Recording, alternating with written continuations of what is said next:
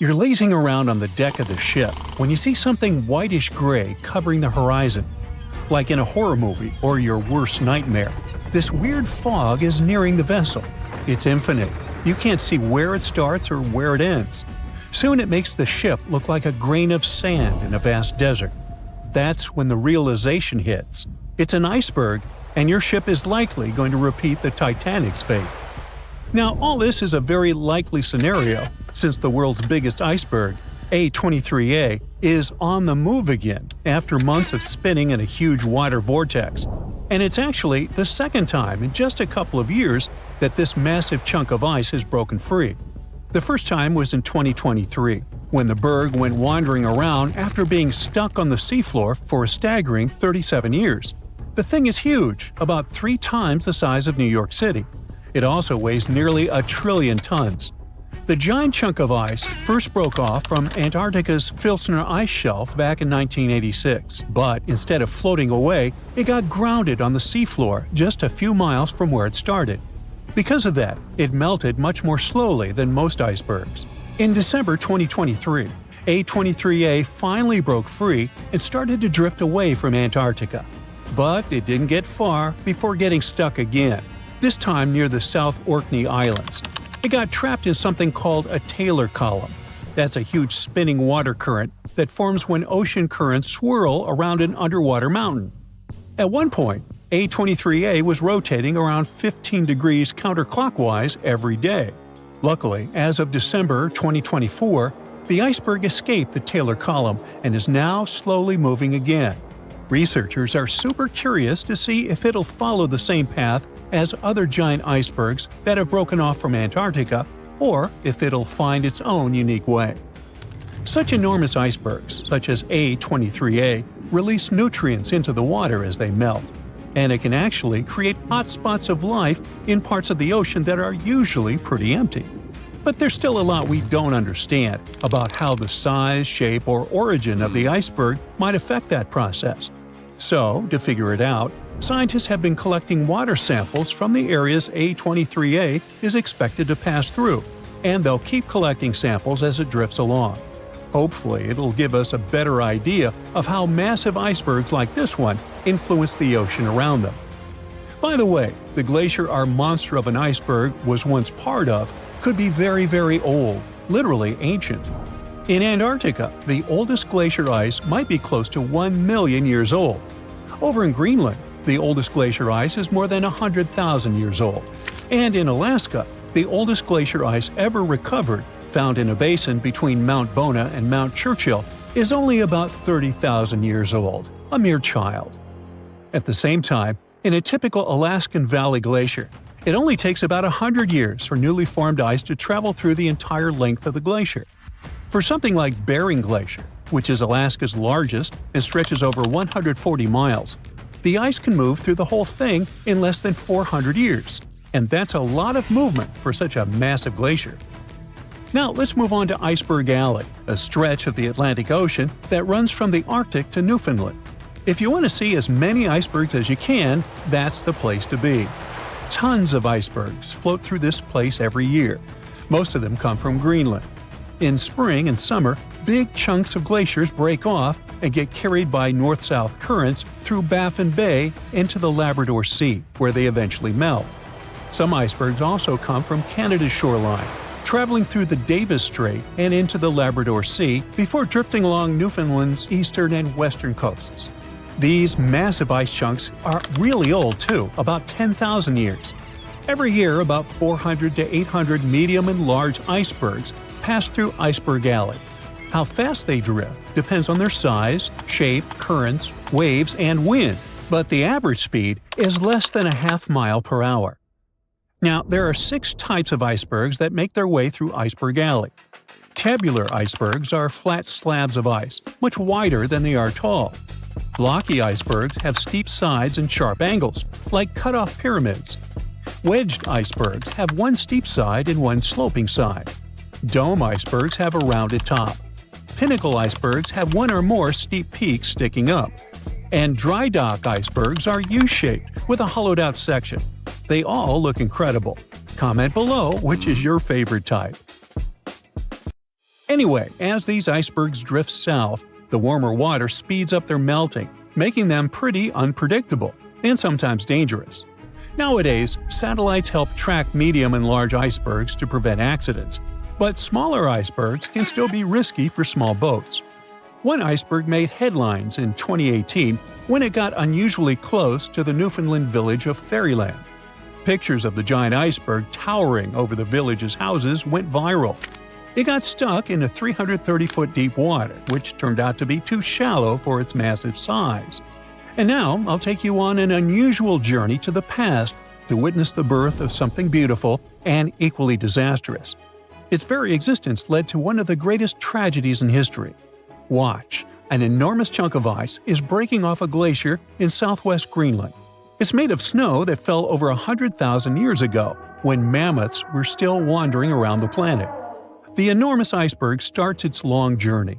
It stretches more than 1,700 feet in length and weighs 75 million tons. Despite its size, it's pretty peaceful and stays far away from ships and the busy transport routes near where it was born. But then, it starts floating south, much farther than most icebergs ever get. Usually, icebergs like this melt way before they reach such warm waters. Out of the 15,000 to 30,000 icebergs that drift away from Greenland's glaciers every year, only about 1% make it all the way to the Atlantic. So the fact that this iceberg keeps going and reaches over 5,000 miles south of the Arctic Circle by April makes it truly unique. Even after months of melting, this block of ice is still incredibly massive. It weighs around 1.5 million tons, which is almost twice as much as the Golden Gate Bridge. Above the water, its visible parts tower more than 100 feet high. But like most icebergs, the majority of it, about 90%, is hidden below the surface. The iceberg's story takes a tragic turn on April 14, 1912, when, guess what? Yep, it comes across the ocean liner Titanic. The ship is about 370 miles from Newfoundland in the North Atlantic Ocean when the iceberg seems to appear out of nowhere. The crew doesn't spot it until just minutes before the crash. Why don't they see it sooner? That's a good question. Now, most people imagine icebergs as tall, bright, white chunks of ice, maybe even covered with snow. But in reality, icebergs come in all sorts of colors. Some are striped, patterned, or even have candy-like swirls, and they can also be black. There are two ways an iceberg can turn black. When the ice is extremely pure, with no bubbles or cracks, then it absorbs all the light instead of reflecting it, making it look black. Or a volcanic eruption can cover a glacier in ash. If ice from that glacier breaks off, it can have a dark or black color. Now, scientists still aren't sure why the Titanic's iceberg looked dark, or even if it really did. But one sailor who was on the lookout in the crow's nest said it seemed black. Another described it as gray or dark gray. One theory is this iceberg could have been a blackbird, which forms when the top part melts, causing the iceberg to roll over. If the bottom is smooth enough to absorb light, it looks dark. But even if the iceberg wasn't truly black, nighttime could have made it much harder to spot. Icebergs don't reflect much light, especially if they're jagged or vertical. They end up blending into the dark, shimmering ocean. Without radar, icebergs at night are incredibly hard to see, which is probably why the Titanic's crew didn't notice it in time.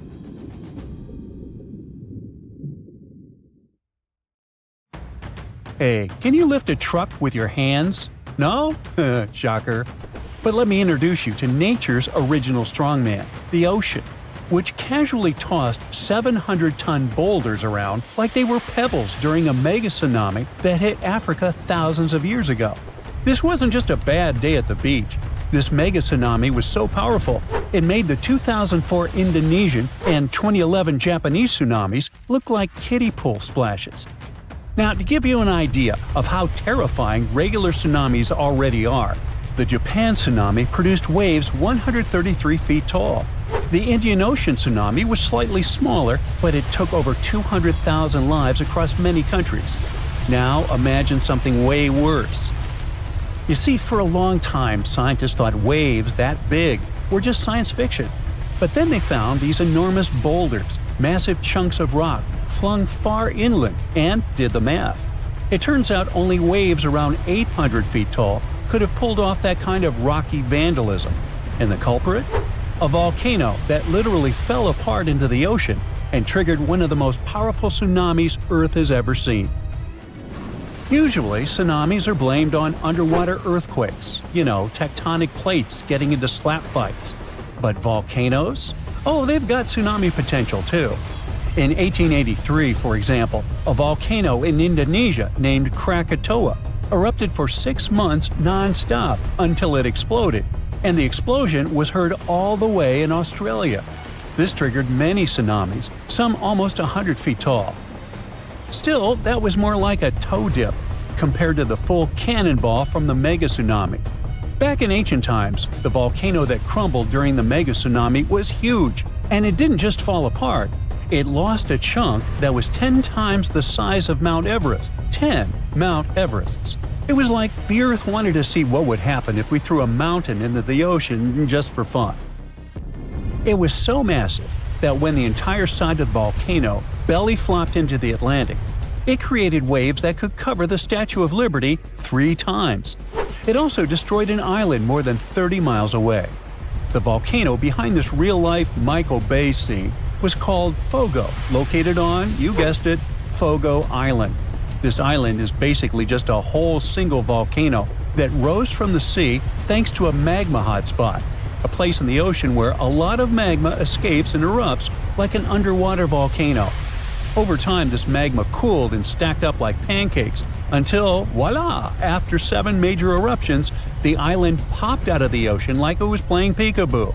Surprise, it's a volcano. But Fogo's dramatic entrance was also a ticking time bomb. You see, the more a volcano grows, the heavier it gets, and if there's not enough magma inside it to support it, the whole thing can just collapse. Sometimes it doesn't take much. A minor earthquake, some erosion, or just a poor foundation made of soft sediment can trigger a collapse. It's like a really tall guy trying to balance over a bunch of marbles. Fogo had all the bad luck ingredients: too tall, too heavy, and built on squishy ground. And it gets worse. As the volcano grows heavier, it starts squishing the magma underneath. That lava can't rise, so it just simmers down there, slowly thickening like soup left on a burner for too long. Gases build up, pressure increases, and eventually, kaboom! It's the volcanic version of eating too many burritos and then trying to hold in a sneeze. This massive pressure and imbalance can trigger what's called a flank collapse, which is science speak for oops, half the volcano just fell into the ocean. That's what happened with Fogo. Most of the volcanic islands that form this way are long gone, but Fogo is still very much alive and kicking. In fact, it last erupted in 2014, and considering that it goes off every 20 years, maybe don't travel to Fogo Island in around 2034. For the longest time, scientists believe only big, bulky volcanic islands could collapse like this.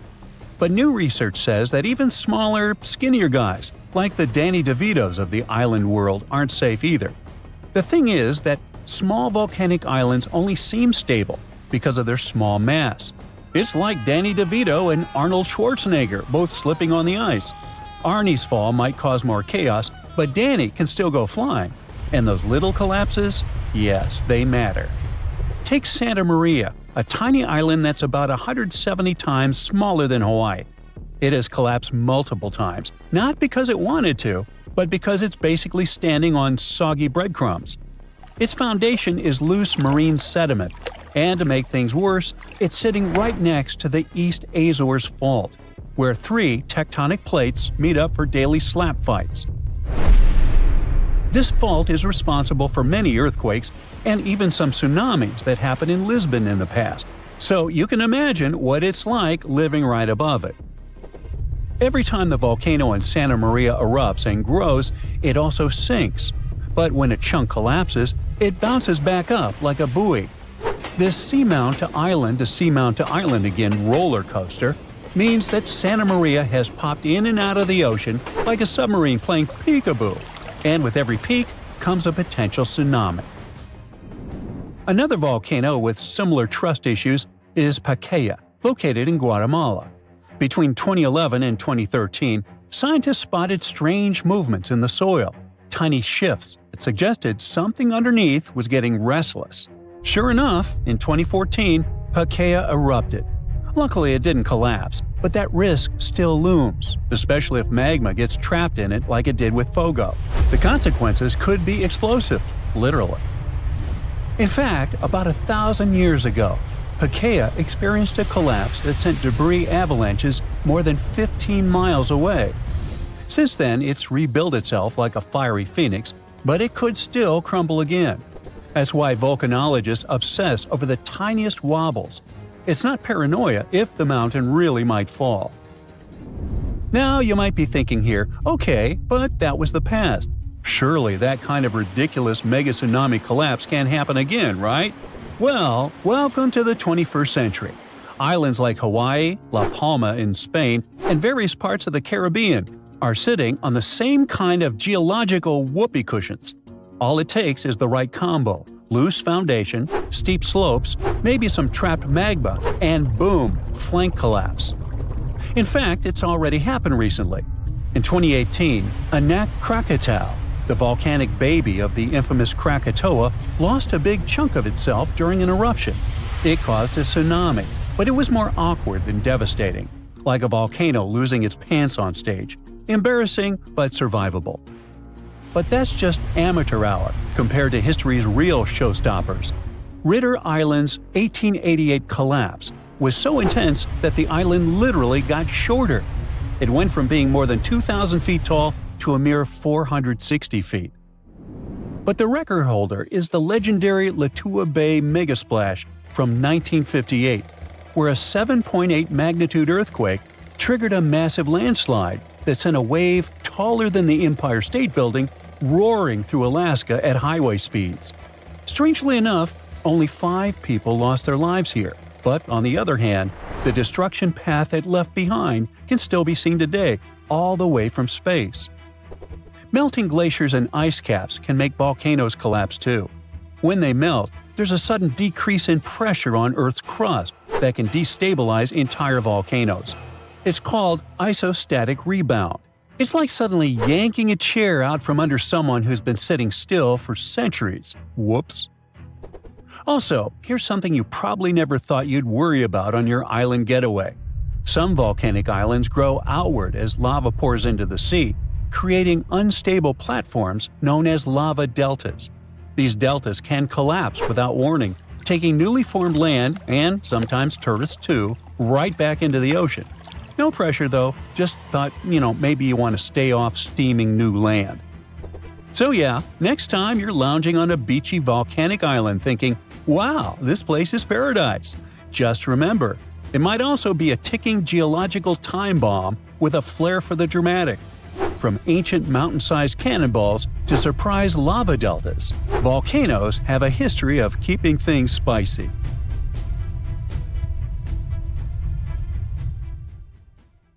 A beam of electric light pierces the darkness over the calm waters of the Atlantic Ocean. The Titanic is quietly making its way through the waves, its passengers asleep, when suddenly a monstrous white shape is caught in the light beam. The fateful iceberg is about to rend the side of the legendary ship.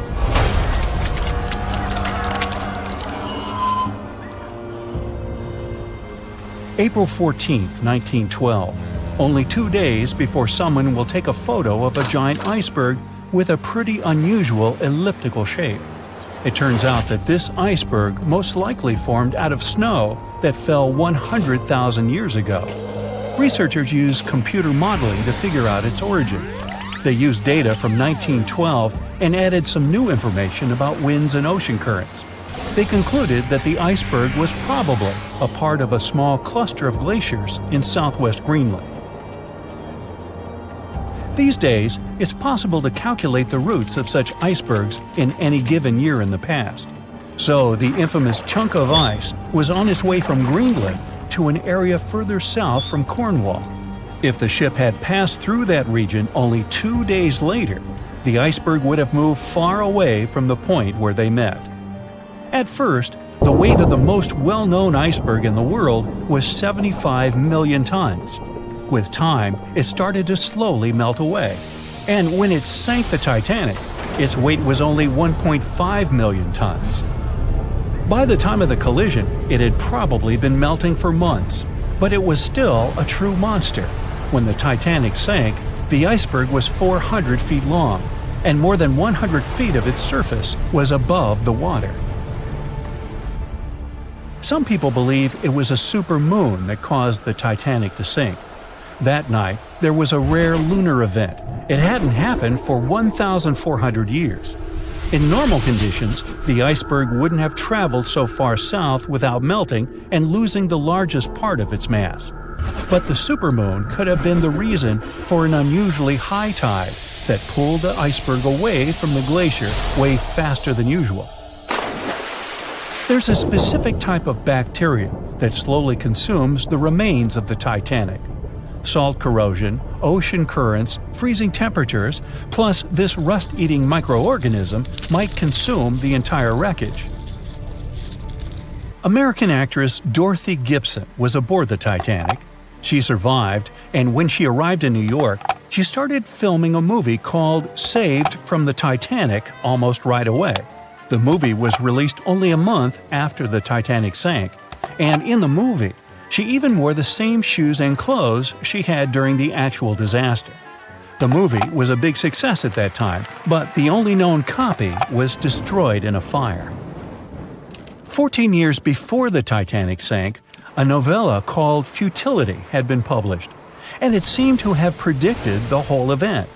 The plot centered around a fictional ship called the Titan that sank during its voyage. The Titan was almost the same size as Titanic, and they both went to the bottom in April. The reason was hitting an iceberg, too. Both the real and fictional ships were described as unsinkable, and both of them had the legally required number of lifeboats, which, as it turned out later, were nowhere near enough. We've seen it in the movie, but there were some real-life love stories happening on the Titanic, too. 13 couples even took a trip on the Titanic as part of their honeymoon. One of the couples owned Macy's department store in New York. Once it became clear the Titanic was rapidly sinking, the woman refused to go into a lifeboat without her husband. But he didn't want to join her while there were still women and children who he thought had to go first. Then his wife gave her coat to her maid. She insisted that the maid should get into the lifeboat, and she wanted her to be warm. As for the woman herself, she decided to stay with her husband till the end. Some people believe Titanic sank because of a mummy, not an iceberg. It all started around 1000 BCE with a mysterious woman who lived in Egypt, in the city of Thebes. People knew little about her, but they called her a priestess. Her mummy was put in a wooden sarcophagus and covered with a large lid with the image of her face and some mystical inscriptions. This place had been hidden until the first half of the 19th century, when a group of locals accidentally came across it. They disturbed her peace. No one knows how, but the mummy disappeared that day without a trace. A couple of decades later, a group of rich friends from England traveled to Egypt and found the empty mummy casket with the image of the priestess, whose dark eyes seemed to be looking into the void. They decided to buy it, but the buyer disappeared the same night before he even got the case. All members of the group had some accidents. The casket changed its location a couple of times until it, as some believe, ended up on the Titanic. It took more than 70 years for a robot submarine to find the ruins of this legendary ship. The wreck lies nearly 13,000 feet under the surface of the Atlantic Ocean, split into two halves. Why did the liner break apart? No one knows exactly. Some think it happened because of the water that got inside when the ship collided with the iceberg. The pressure was so powerful it separated two parts of the vessel, starting with the ship's bottom structure. Others say it was because of the hull rivets. They had a high concentration of slag or smelting residue, and that's something that can cause the metal to split apart. The ship generally had many flaws, starting with the design. The watertight bulkheads weren't completely sealed on top. This allowed the water to flow between the compartments and, in the end, sink the vessel. The iron of the ship's rivets and steel of the hull ended up ruined because of high sulfur content, cold temperatures, and high speeds. The steel shattered and the rivets popped out quite easily. Because of this, Titanic sank 24 times faster than it would have otherwise. If the ship had hit the iceberg head-on instead of ramming it with its side, it would have probably stayed afloat. How come the crew members didn't have binoculars? It would have surely helped them spot the iceberg on time and maybe even avoid the disaster. But the binoculars on the Titanic were locked in a storage cabinet. Only one crew member had the key, and he had been transferred off the ship right before it set sail. He later said he hadn't remembered to hand over the key.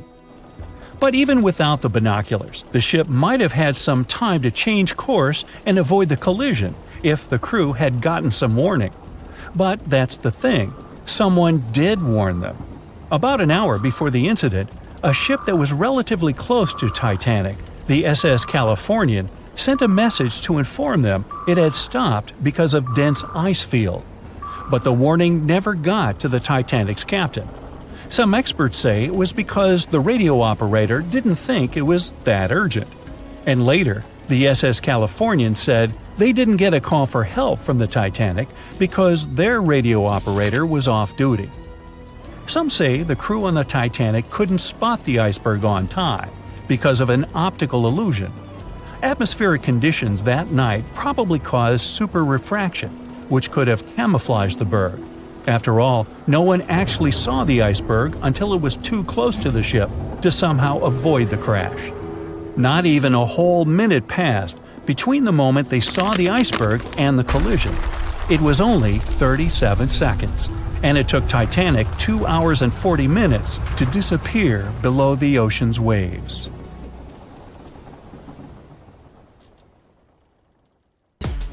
Is the Big Apple getting a little too heavy for its own good? A recent study revealed that New York City is sinking. And get this, it's all because of those towering skyscrapers. Apparently, the whole event is called subsidence, which is when the Earth's surface settles bit by bit, or suddenly sinks. Soft sediments shifting and the weight of the city itself are the culprits behind this sinking sensation. Now, don't get too alarmed. The study found that New York is sinking at a rate of 0.04 to 0.07 inches per year.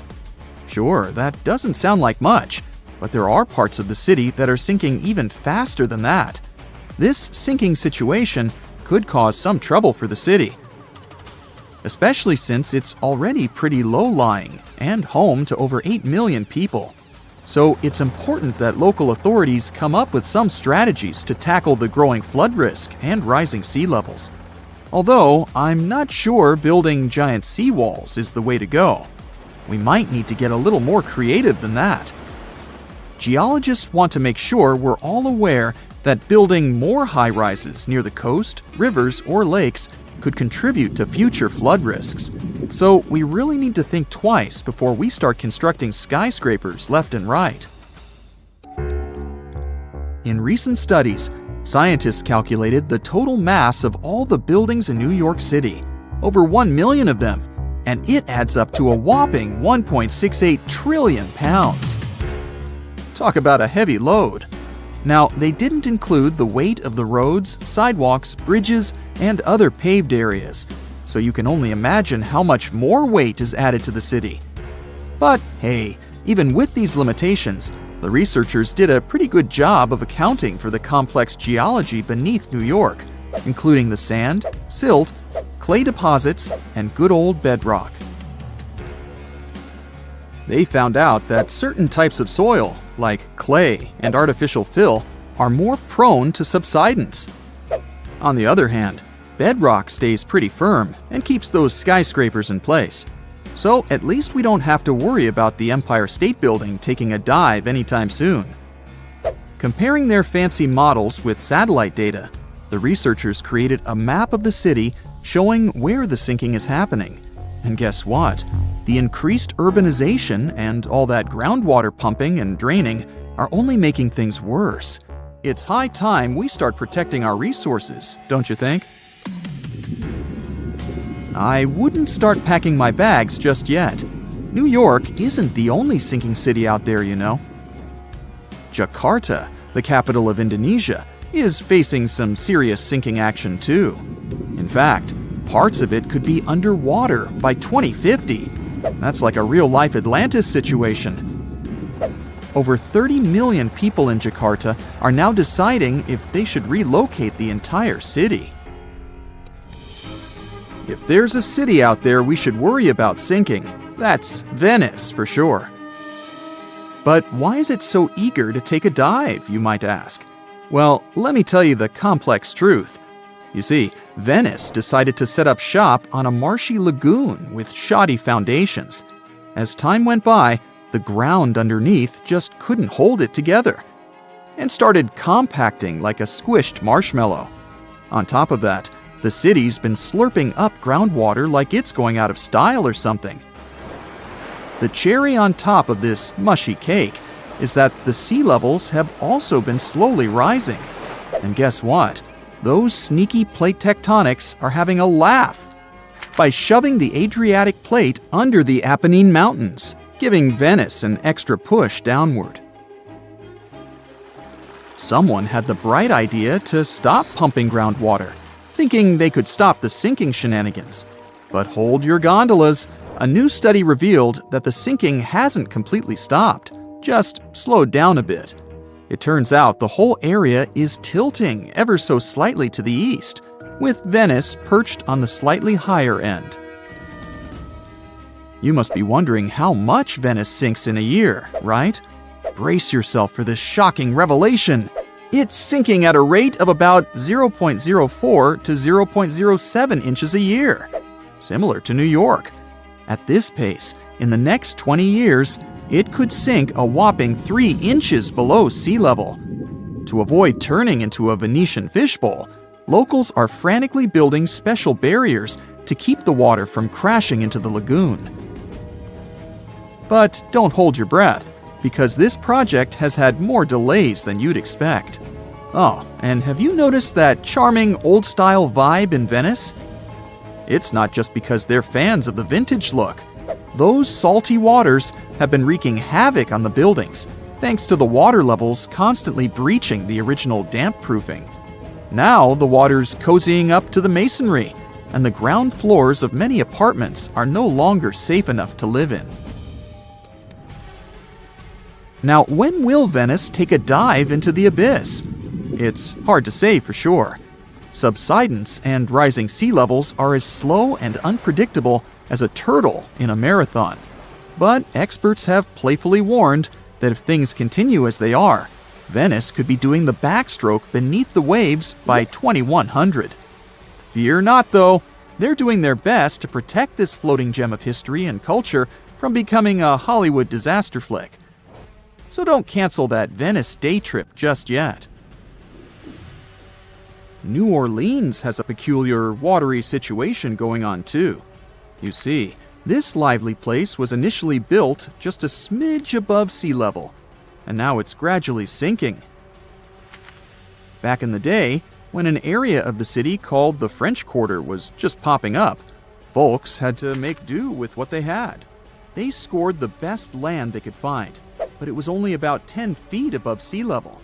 And let's not forget, the rest of the city is as flat as a pancake, with the areas around the French Quarter being just a hair lower.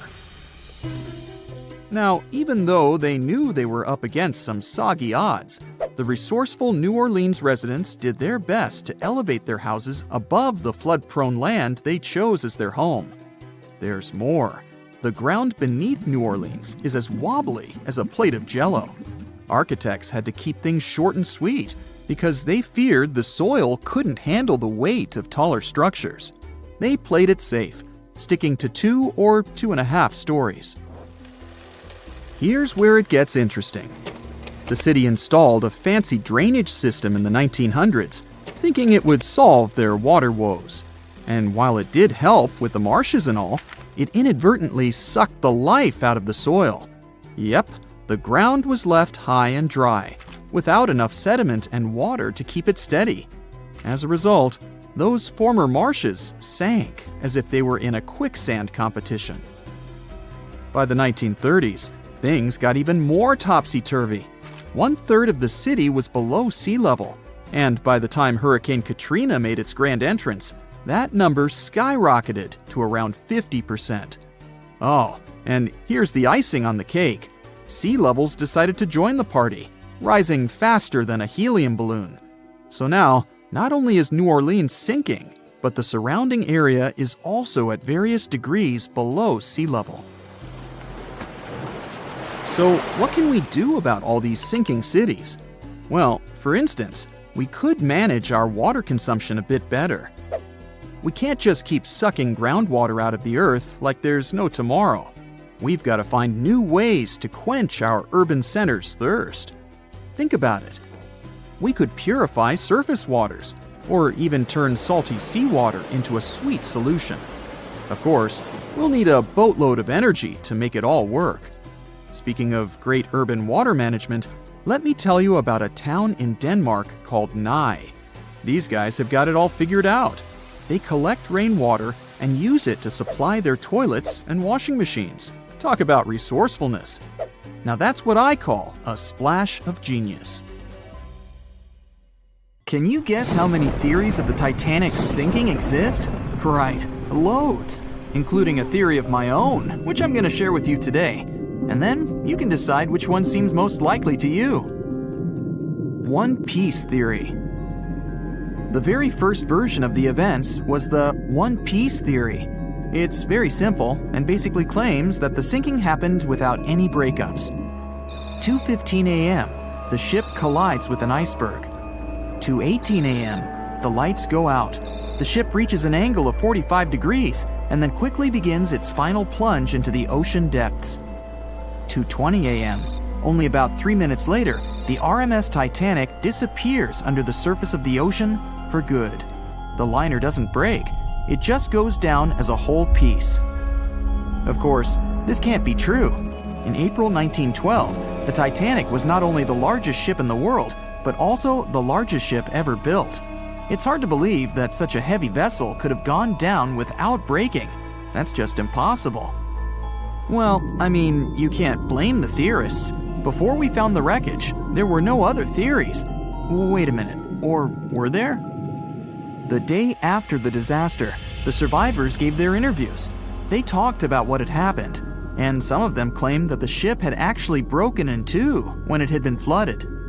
For example, Jack Thayer, a 17-year-old boy, outlined the sinking as he remembered it. And L.D. Skidmon drew a sketch based on his description. The picture clearly showed the ship breaking in half. But no one believed Jack or other witnesses. There was no evidence, so their claims were received with a grain of salt. But in 1985, things changed. First breakup theory.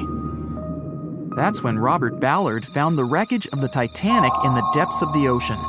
When people saw the wreckage, it became clear that Jack and the other survivors had been right. The Titanic did indeed break in two when it sank. So it's time for a new theory. 2:15 a.m., the keel breaks, the starboard list eases, and the hull continues to bow and crumble. 2:17 a.m., the galley sections break off. The towers immediately drop under their own weight. The lights go out. The stern is pulled into the air. The bow breaks off and starts sinking. The aft is barely hanging on to the starboard side of the stern section superstructure. The stern section slowly lists over to port as it begins sinking again. It rises up one last time and pivots in a semicircle as it sinks. It all sounds pretty convincing, right? But people began to find plot holes in this theory. For example, the Titanic couldn't have held together until it reached such a high angle. The breakup would have had to begin much earlier. This only meant there was still a vast field for research and speculations. So people started to come up with their own possible scenarios. How about we look first at the ones no one likes? V-brake and Aaron 1912 V-brake. According to the first breakup theory, the Titanic reached a high angle, and the weight of its unsupported stern caused it to crack from the top down. But it's physically impossible. So, are there any other ideas? In 2006, Roger Long, a naval architect, decided to research a so-called V theory. 2:17 a.m. The breakup begins at a shallow angle, perhaps as little as 11 degrees. The upper structure fails and starts to crack. At this moment, only its double bottom is holding the Titanic together, but it starts to bend under the strain too, failing the ship. Water is pouring through the crack. It increases the weight in between the two sections, bending the Titanic the other way and pulling it into shape somewhat resemblant to the letter V. The upper decks get mangled and bent together. The bow heads for the bottom, and the stern is the last to sink. This theory has since been disproven many times, though. Roger Long believed it because the broken edges of the upper decks in the Titanic's bow section were all mangled and crushed. However, we have learned that it happened because of the so-called hydraulic downburst, the force of the water crashing into the deck as the Titanic hit the ocean floor. Another V-break theory states that the bow had risen out of the water after the break. This theory was mainly peddled by one former Titanic enthusiast. But not only has this theory been proved to be physically impossible due to the bow's incredible mass, it was also inspired by incorrect information. Remember Jack Thayer? Well, it was based on his sketch and the words of a couple of passengers. But the truth is, none of them had ever seen the Titanic break down like this. Jack himself even stated in an interview that the sketch was completely out of context to what he had actually seen. It was drawn by a passenger on the Carpathia, the ship that received the Titanic's distress signal and came to its aid. It couldn't be used as evidence. Now that we know this, let's move on to the theories that most people believe in. James Cameron's banana peel theory. Who hasn't seen the legendary movie about the Titanic, right? It became the leader of the 70th Academy Awards ceremony in the number of nominations and awards, and deservedly so. But did you know that James Cameron had been interested in the Titanic for many years and studied the ship's history? His books and research are very detailed, and he even came up with his own version of the events. It's called the banana split theory, and this is actually what you could see in the movie. Here's how it goes. The Titanic reaches a 23-degree angle and fractures down to the keel. The double bottom acts as a hinge as the stern falls down. When the double bottom fails, the bow and the stern separate. The stern lists to port, standing vertically, and then begins to go underwater. This theory is the most scientifically accurate one, along with Roy Mengat's theory. Wait, who's Roy Mengat? Mengat theory. Roy Mengat was an engineer who came up with the most plausible theory for the time being. 2:17 a.m. The lights go out on the Titanic. At this moment, the ship is at an angle of 20 to 23 degrees. Suddenly, the vessel snaps in two just around the third funnel. It causes the stern to settle into the water. The keel fails first. The draft and lower hull are crushed and break apart. Water surges into the bow and stern of the ship through the huge cracks, causing the bow section to sink beneath the waves. The stern rises up to the angle of 70 to 90 degrees, and then it sinks too. This theory seems to make the most sense, but it's quite controversial. The survivors who saw the breakup stated that the stern had settled back with the bow completely missing. Mengat's theory, however, contradicts that statement, while James Cameron's scenario takes this into account. Are you thinking what I'm thinking? The truth must be somewhere in the middle. My version. Now, as promised, I'll provide you with my version of the events. Well, it's not really my theory, more like a combination of Roy Mengat's and James Cameron's ones. I believe that James Cameron was right about the breakup. 2:17 a.m. The ship is at a high angle. The lights go out. Then it snaps into two pieces. The bow starts sinking. the double bottom is still attached to the stern for a minute or so.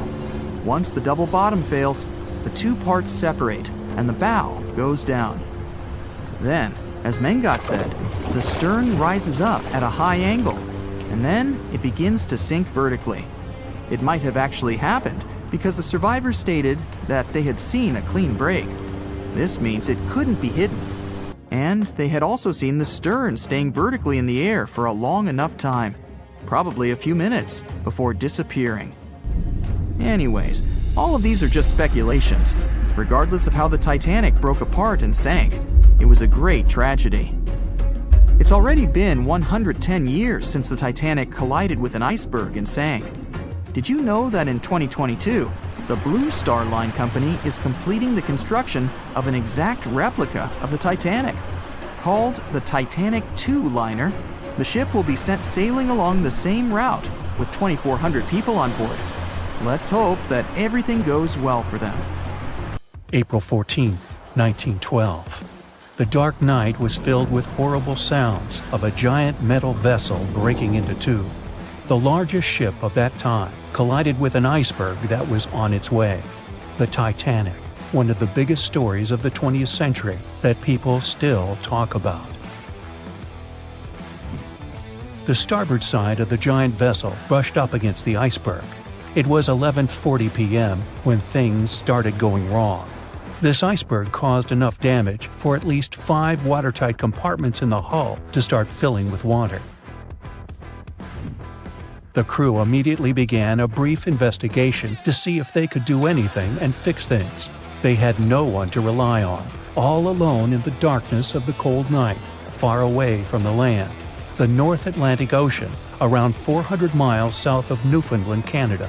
They needed time to figure out how to bring people to safety. They had some time, true, but not enough.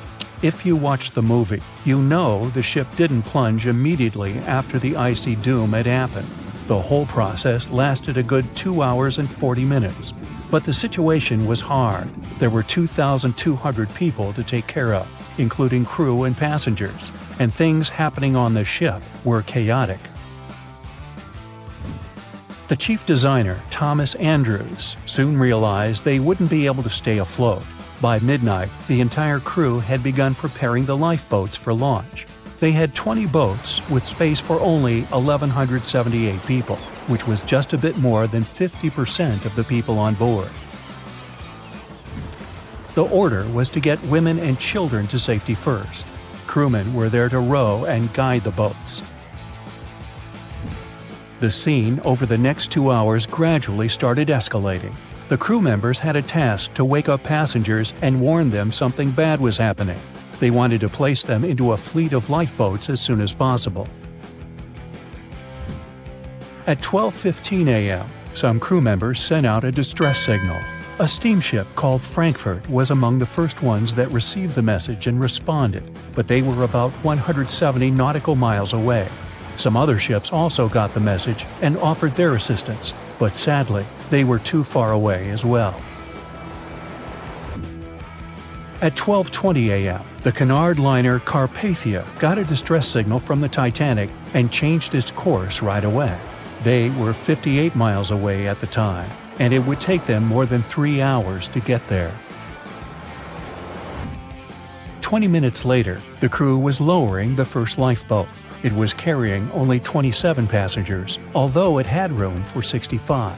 Many of the lifeboats that were launched first were well below capacity. Crew members were worried, thinking the Davids wouldn't be able to hold a fully loaded lifeboat. And in the beginning, many passengers were just too afraid to leave the ship. They still thought Titanic was unsinkable and couldn't imagine the scenario that was going to happen 1 to 2 hours later. The crew was firing the first of 8 distress rockets. Unsuccessful. No one was close enough to help. By 1:20 a.m., they lowered 10 lifeboats. Number 8 had only 28 people in it.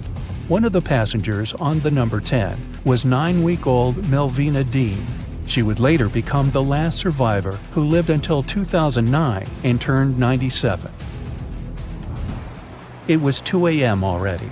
3 of the collapsible boats were the only lifeboats that remained on the ship. The bow of the vessel had sunk low and had tipped far under the surface. People around it could now clearly see stern propellers above the water. Crew members were lowering collapsible lifeboat D from the roof of the officers' quarters with over 20 passengers in it. As the ship's bow went under, the water was washing collapsible A from the deck. Those 20 people were struggling because their boat was partly filled with water. As crew members were trying to release collapsible B, it fell. Before they righted it, the water swept it off the ship. 30 passengers still managed to find safety on the overturned lifeboat. At 2:17 a.m., the ship's wireless operator decided to transmit one last distress call. A minute later, the light on the ship finally went out. Titanic and all left on board plunged into darkness. The bow continued to sink, and the stern was rising higher above the surface, which placed great strain on the midsection. Horrible sounds were filling the night. Titanic, this massive, legendary ship so many people placed their hopes in and were excited about, broke into two between the third and fourth funnels. Reports would speculate it took about 6 minutes for the bow section to reach the ocean bottom. The stern settled back in the water before it rose again into a vertical position. It remained in this situation until it finally disappeared into the ocean. At 2:20 a.m., the stern apparently retained air inside, and water pressure crushed it as it went down. The stern landed about 2,000 feet away from the bow. People consider the Titanic the fastest ship in the world.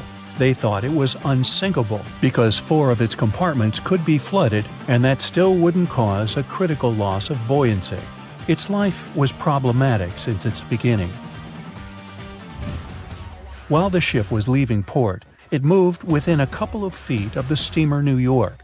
It managed to safely pass by, which was a huge relief for all those worried passengers massed on the ship's decks. Titanic sailed off on the 10th of April. Its first journey was across the highly competitive Atlantic route. On the launch day, the Titanic became the biggest movable object in the history of humankind, 882 feet long, 92 feet wide. Not that big if you compare it with today's ships. The biggest cruise ship in the world today is Royal Caribbean's Symphony of the Seas, which is roughly 5 times the size of Titanic. If you put that ship in a vertical position, it would be nearly as tall as the Empire State Building, which is 1,250 feet without antennas. But Titanic was a huge attraction back in its time. At one moment of their journey, they stopped in France, after which they made another stop in Ireland. Once the final passengers boarded, the massive ship set out at full speed for their final destination, New York City. 4 days after the beginning of its journey, Titanic failed to divert its course from a huge iceberg, the story we all know about. Only 700 people survived, and most of them were women and children. The night was extremely cold, 1 hour and 20 minutes after Titanic had gone down to the bottom of the ocean. Survivors weren't even sure someone was coming to save them. Finally, they saw the light. It was Carpathia coming towards them. They came for the people in the lifeboats. The crew brought them aboard and pulled a handful of other passengers out of the water. Many ships tried to contact Titanic a few hours after it sank. Their messages were never returned. Later, when there was an investigation of what really happened, they discovered the Leyland liner California had been less than 20 miles away when Titanic was sinking. But the crew didn't hear the distress signals coming from Titanic because their radio operator was off duty. Countries from both sides of the Atlantic were shocked and horrified when they heard details of what happened to Titanic. They decided to make changes to ship operations, rules that would help avoid such events in the future. They held the first International Convention for Safety of Life at Sea, where they adopted rules for every ship to have lifeboat space for each passenger on board. Also, lifeboat drills became mandatory. They also decided to establish an international ice patrol. Its main role was to monitor icebergs in the North Atlantic shipping lanes. Ships also needed to maintain a 24-hour radio watch. Titanic wasn't built alone. Because of the size of this magnificent ship and all the new equipment it required, it would have been too expensive as a one-off. So the team built the Titanic alongside two sister ships, and both of them had eventful lifetimes. RMS Olympic came first. It was launched in 1910, and for a whole year was the biggest liner in the world. The Britannic was another sister ship that sailed for a while before it too ended down on the ocean bottom. But only Titanic became a legend and one of the most fascinating stories of modern history. Wow, poor Titanic just can't get a break. After being destroyed once, now it's going through its second crumbling on the seafloor. Experts think there will be no sign of it left by 2050. Recently, scientists organized a new expedition to Titanic. The thrilling journeys happened in 2021 and 2022. They studied the wreck's archaeology, mapped it, and took an incredible 8,000 images. And they discovered that oceanic forces were consuming Titanic much faster than many other ships. Meanwhile, there are some ships that have been lying underwater for centuries, and they're okay. So why is that? First, like any other shipwreck, Titanic is slowly succumbing to pressure and seawater. Parts of the promenade deck already collapsed. Captain Smith's bathtub is filled with debris because the roof fell on it. The officer's quarter door started to disintegrate as well. The bow is still holding on, buried 60 feet into the mud, just like 25 years ago. But it will also face an inevitable fate one day. Certain structures on the ship could last much longer, maybe for hundreds of years. For example, the thick boilers and reciprocating engines. But lighter elements like railings and wood are doomed. One of the biggest things that can crazily speed up the decay are hungry microbes. The Titanic is being eaten away. It turns out the Titanic has its own specific type of bacteria called Halomonas titanicae, and yes, it's literally named after the ship. This type was discovered in rusticles. That's what you call the rust formations that resemble icicles. They were snacking on the hull of the Titanic, and scientists first stumbled upon them in 2010 during a wreck expedition. These little guys slowly eat away at the steel. They stick to the steel surfaces, causing knob-like mounds of rust to form. These mounds cover the wreck of Titanic, and the porous rusticles then dissolve into fine powder. It's like they're trying to turn the ship into dust. Add the immense water pressure, super cold temperatures, and salt, hence the fast decay. But bacteria isn't the only problem.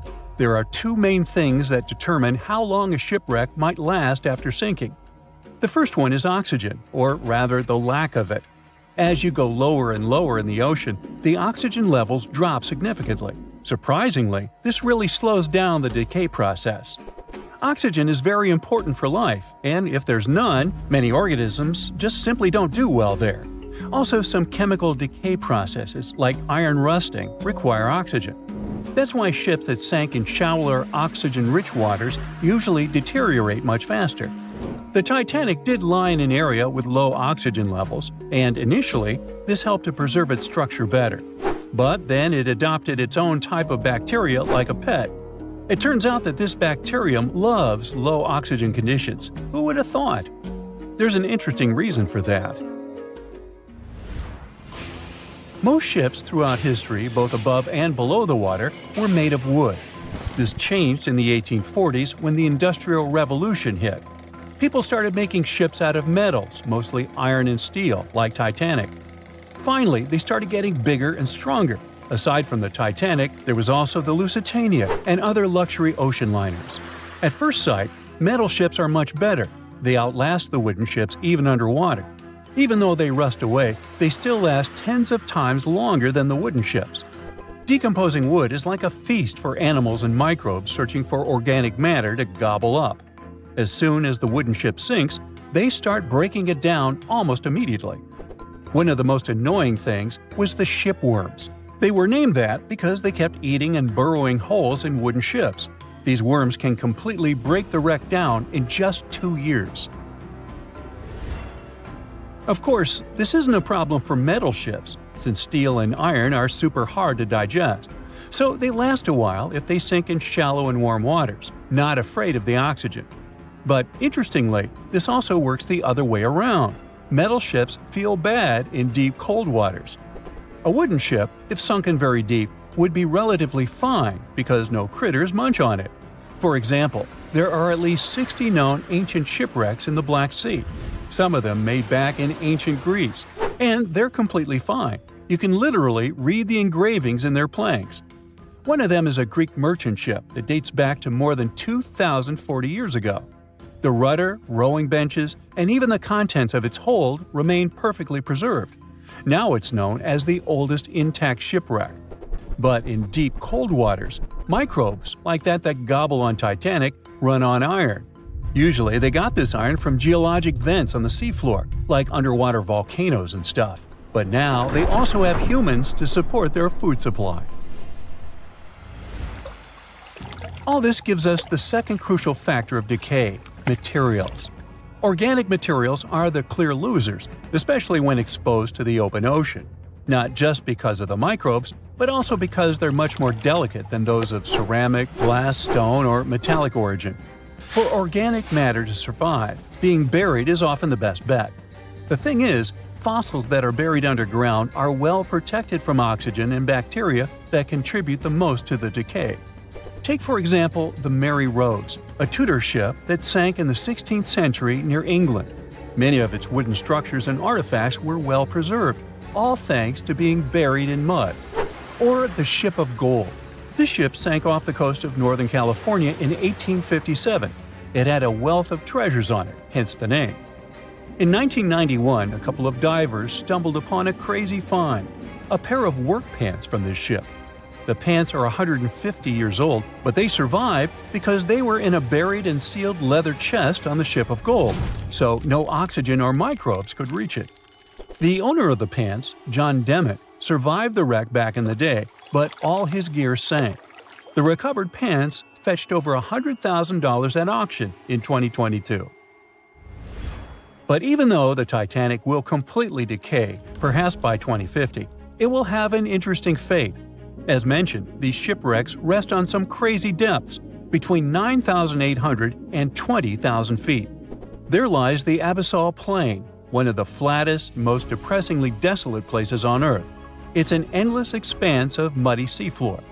Occasionally, you can find some rocks and boulders here and there. They were once picked up by drifting glaciers. Glaciers calve into icebergs, like those that caused the catastrophe, and the icebergs drop these rocks on the seafloor as they melt. Places like this are scary to humans, but for tiny marine life, they're awesome. This vast, quiet area is home to burrowing worms and other tiny creatures, and one of their favorite places to thrive in are occasional shipwrecks. The Titanic will become their home, a so-called artificial reef. Even after the decay, its structure will provide a substrate for marine life, like a building framework. Such artificial reefs create little unexpected pockets of life in underwater deserts. Coral loves to grow on wrecks, and this creates some structure for little critters to hide and nestle in. The Titanic is already transforming into a vibrant place full of corals and small animals. The images show an amazing variety of life: shrimp, squat lobsters, and even curious rat-tailed fish cruising around the site. As a reef, the Titanic will continue to thrive for centuries to come. The researchers are excited about revisiting the Titanic in the future. They'll use advanced sonar and laser scanning technology to survey the wreck site and capture some high-quality photos for a better understanding of the Titanic's condition. They're also curious about how coral grows on shipwrecks compared to other underwater features, such as volcanic reefs. All this will be helpful for marine biology and the shipbuilding industry. It seems like we all cried watching the heartbreaking goodbye of Jack and Rose from the Titanic. Oops, spoiler, sorry. But the real-life stories from the sinking of the famous ship were no less touching. Joseph LaRoche was born in 1886 in Haiti to a wealthy family. He was growing up without a dad, but his mother was a self-made woman and a respected merchant. His uncle was the head of his country. Joseph was fluent in French, Creole, and English. At the age of 15, Joseph realized he wanted to become an engineer. There were no engineering schools in Haiti, so he moved to France to get his education. The journey took him a whopping 83 days. Still, in his student years, Joseph met Juliet in a suburb of Paris through a mentor. They soon became friends, and then it grew into something bigger. The couple decided to get married. There was only one problem. Joseph couldn't find a well-paid qualified job even after completing his studies because of racial discrimination. The intelligent young man realized he could do better. Plus, he needed to provide for his growing family. His third kid was on the way. His uncle back in Haiti promised he'd help Joseph secure a job as a mathematics professor. His mother was overjoyed that her son and his family would be living in Haiti. She bought them first-class tickets for the French liner La France as a reunion gift. But that liner had really weird rules separating parents from their offspring for meals. The LaRoches didn't want to leave their youngsters and make them feel sad on a trip across the ocean. So they decided to trade their first-class tickets for La France for second-class tickets for RMS Titanic's maiden voyage. The Titanic was all the hype, and it didn't separate families, so it looked like a great deal. They planned to change for another ship in New York that would take them straight to their final destination in Haiti. The family boarded the Titanic on April 10, 1912, at Cherbourg. They had 3 days to enjoy the luxurious staterooms, a dining salon, a library, and 3 outdoor promenade decks available to second-class passengers. Juliet sent a letter to her father from Titanic's final stop in Queenston, Ireland. She told him they were more than happy with the accommodation. They had 2 bunks in their cabin and a couch that converted into a bed for their youngest family members. The family made friends with some nice co-passengers with whom they had traveled together from Paris. She thought they had been the only other French people on board, so they sat together for meals. Juliet mentioned they had all spent time together on the deck of the liner. She also wrote the people on board were friendly, although some sources say the family had gone through quite a lot of mean stares, gossip, and remarks. On the night of April 14th, their exciting journey came to an abrupt end. Even though Titanic's wireless operators had received warnings about drifting ice from nearby ships, the liner continued to plow ahead at full throttle. It was around 11:40 p.m. when Titanic's hull collided with the iceberg around 370 miles off the coast of Newfoundland. The practically unsinkable ship was severely under-equipped with lifeboats, enough for only about half of its 2,200 passengers. The nearest rescue ship, the Carpathia, was too far away to help. A steward woke up the LaRoche family and took them to the lifeboats, as Juliet remembered later. She couldn't speak any English, so everything that was going on seemed even scarier to her. A little after midnight, the crew received the order to give priority to women and children when boarding the lifeboats. Juliet later remembered a terrible panic had begun, as people had been pushing each other to get to the desired seat. At some point, she felt they had pulled away her older daughter and thrown her into the abyss. A moment later, she had joined her Simone in the same emptiness. So, pregnant Juliet and her 2 daughters got spots in Lifeboat 14. But they had to say goodbye to Joseph as the boat was being lowered into the sea. He wrapped his coat around Juliet, saying she'd need it, and promised to get in another lifeboat and see her and the little ones again in New York. The 25-year-old Joseph LaRoche didn't manage to stay true to his word. In a couple of hours, Titanic sank underwater, taking the lives of almost 1,500 people. Joseph was one of them. Juliet and the girls were among the 700 survivors who had been rescued by the Cunard liner Carpathia several hours later. Once they reached New York, they were looking through the crowds of people, hoping to see Joseph again. When it became obvious they wouldn't find him, it was time for them to decide what to do and where to go. Without any knowledge of English or money that had gone down with the ship, Juliet managed to survive in America only for 3 weeks, and then had no other choice but to go back to France. Joseph Uncle was no longer able to help them, as others had taken his life 4 months after the Titanic tragedy. In December 1912, Juliet gave birth to a son who she named Joseph after his father. For the rest of her life, she couldn't get over the loss of her beloved husband.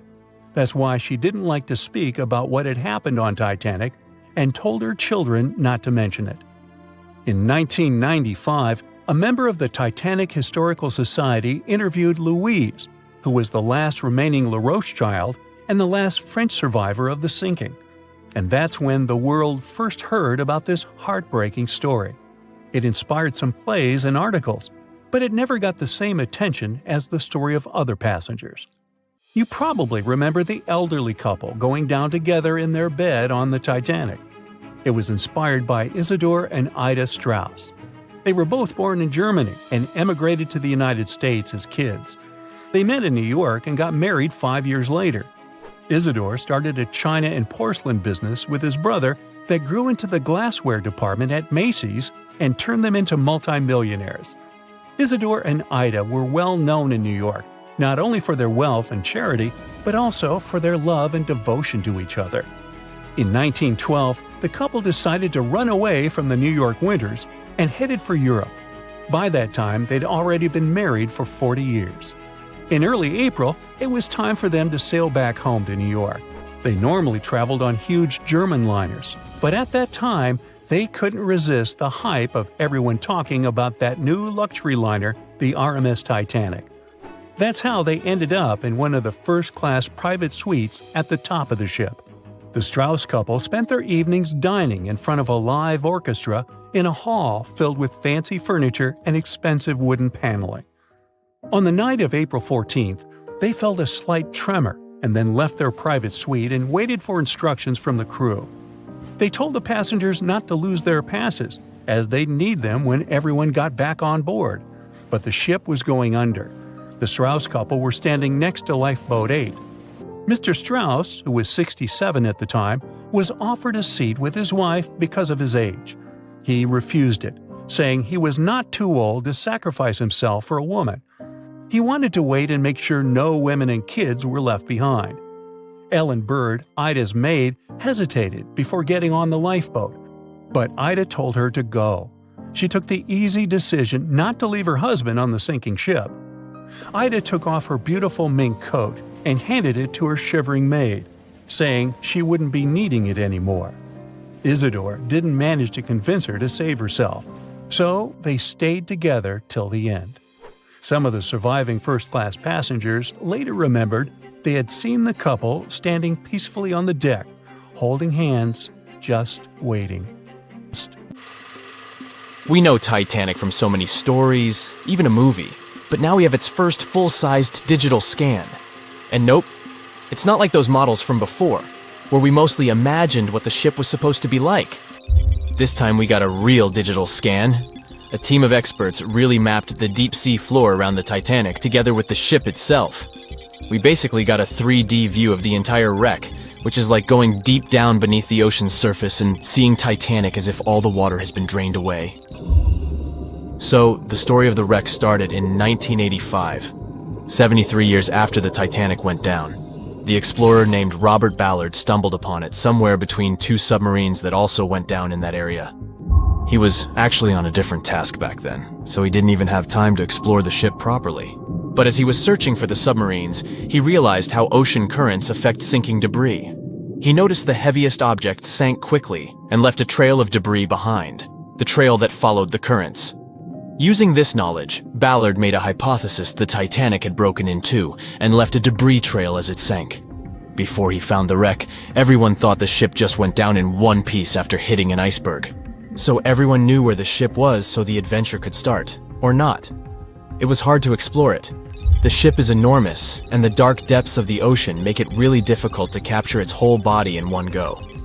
So we mostly relied on glimpses of the decaying ship, and had to settle with teasing scattered parts of the whole picture and filling it up with speculations and stories. But in the summer of 2022, we finally got something different. A team of experts from Magellan Loaded, a company specializing in mapping the deep sea, teamed up with Atlantic Productions, who were making a documentary about the project. They embarked on a mission to capture the complete view of the Titanic. They used submersibles. Those are vehicles that go underwater, remotely controlled by a team of skilled explorers. These submersibles dove deep into the ocean. It wasn't an easy job. They spent over 200 hours collecting information about the entire length and breadth of the wreck. It was like a real-life treasure hunt. But instead of finding gold and jewels, they took something even more precious. Over 700,000 images of the Titanic from every angle possible. Yup, they took photos of every tiny part of the ship, even the not-so-interesting bits most of us would usually skip. Even mapping the muddy parts was an important part, because it helped fill in the gaps between the more exciting things they discovered. And this was a way for all of us to finally get a detailed 3D reconstruction. Even though it's been more than 100 years, you can still recognize the bow of the Titanic, covered in rust that hangs down like stalactites. On top of the bow is the boat deck, where a big hole gives us a glimpse into the empty space where the grand staircase once stood, like a window into the ship's glamorous past. Its stern is now a wild mess of twisted metal. As the Titanic went down, this part collapsed and spiraled into the seabed. The bow and the stern ended up separated by about 2,600 feet. There's a vast field of debris surrounding this giant, stuck on the seafloor. This debris is like a scattered treasure trove, full of intricate metalwork from the ship, statues, and even unopened champagne bottles. There are also personal belongings that went down together with the ship, like dozens of shoes resting across the seafloor. It was a tough task to do, go down and take all those pictures. It may not sound that hard at first, considering it was the vehicle that really immersed itself into such deep parts of the ocean, not the people. But studying the ocean is hard. We haven't explored, mapped, or even seen over 80% of it. The conditions are harsh, and the pressure becomes more intense the deeper you go. And their vehicle had to dive down to nearly 13,120 feet below the surface. That's like 12 Eiffel Towers stacked on top of each other. Plus, you have strong currents in that area, so it was probably like trying to navigate through a watery maze. And submersibles weren't supposed to touch anything. Even the slightest wrong step can damage the wreck that was already so fragile. It seems like the Titanic is frozen in time, so it will always be there waiting for us. But in reality, it's slowly disappearing. It's pretty obvious that the ocean water ruined it considering how long it has been down there. But it's not just that. The wreck itself has become a home for a specific type of bacteria Halomonas titanicae that even got named after the famous ship. These bacteria have a special ability. They can survive inside rusty formations known as rusticles. They kind of look like icicles, those spikes of ice that form when water falls from something and freezes. These bacteria have a taste for iron, which is abundant in the ship's hull. For them, it's like a real buffet down there. And as time goes by, these bacteria will keep eating away at the iron in the ship, bit by bit, until one day the feast comes to an end and the whole ship is gone. It's like a slow but steady recycling process. So this 3D model we got because of the hardworking team and technology comes at the best time because we never know how much time we have left with exploring the famous wreck. This time we might even understand the collision with the iceberg better. You know how movies always show the Titanic hitting the iceberg on its right side? Well, we can't even be certain about that. The scans could help us figure out if the ship actually grounded on the iceberg, like getting stuck on it. We can study the stern and analyze how the Titanic struck the seafloor. That will also help us understand what really happened during the sinking. Maybe we'll get a chance to discover if there was really a strong fire that sealed the fate of the Titanic. One theory says that the coal fire had been raging for a whole 3 weeks before the ship even took its first and last trip. And this could have made its hull weaker, which means most of the work was done. The iceberg just delivered the final blow. If there even was an iceberg, as some people wonder.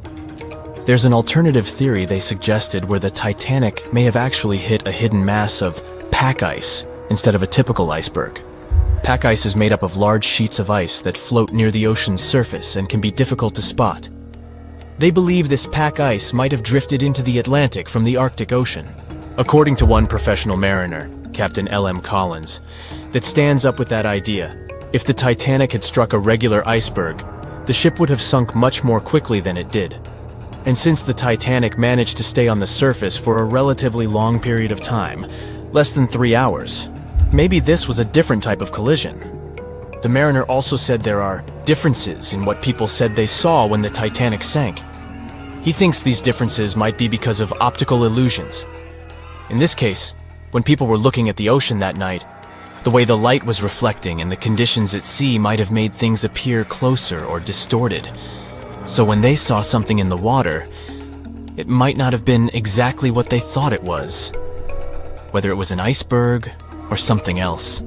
Binoculars might have helped the crew members to spot the potential danger, but unfortunately, they didn't have any.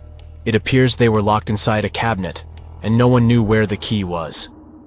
In November 2020, a wave the height of a 4-story building was recorded off the coast of Vancouver Island, Canada. The team at Marine Labs, the company that operates the buoy that got caught in it, couldn't believe the data they saw. Everything was normal, then, unexpectedly, a vast force came, pulled the buoy down, and then sent it up to a peak before taking it even deeper. The probability for such a huge wave to form is once in 1,300 years, so they had to be sure it wasn't a technical mistake.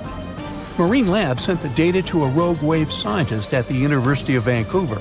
They analyzed and validated the findings and shared them in February 2022. The wave officially became the most extreme rogue wave ever officially recorded, as it was 3 times the height of waves around it.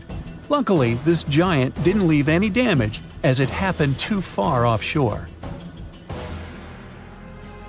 For centuries, rogue waves were believed to be real only in the stories of sailors. Christopher Columbus himself mentioned a rogue wave, but back then, it wasn't officially a thing. In August 1498, he was on his 3rd expedition to the Americas. As they were passing through a strait near Trinidad, a huge wave lifted the boats. They managed to survive and continue the journey, and the area is still known as the Mouths of the Dragon, named this way by Columbus. Back in 1826, a French scientist and naval officer was crossing the Indian Ocean on his ship, the Astrolabe.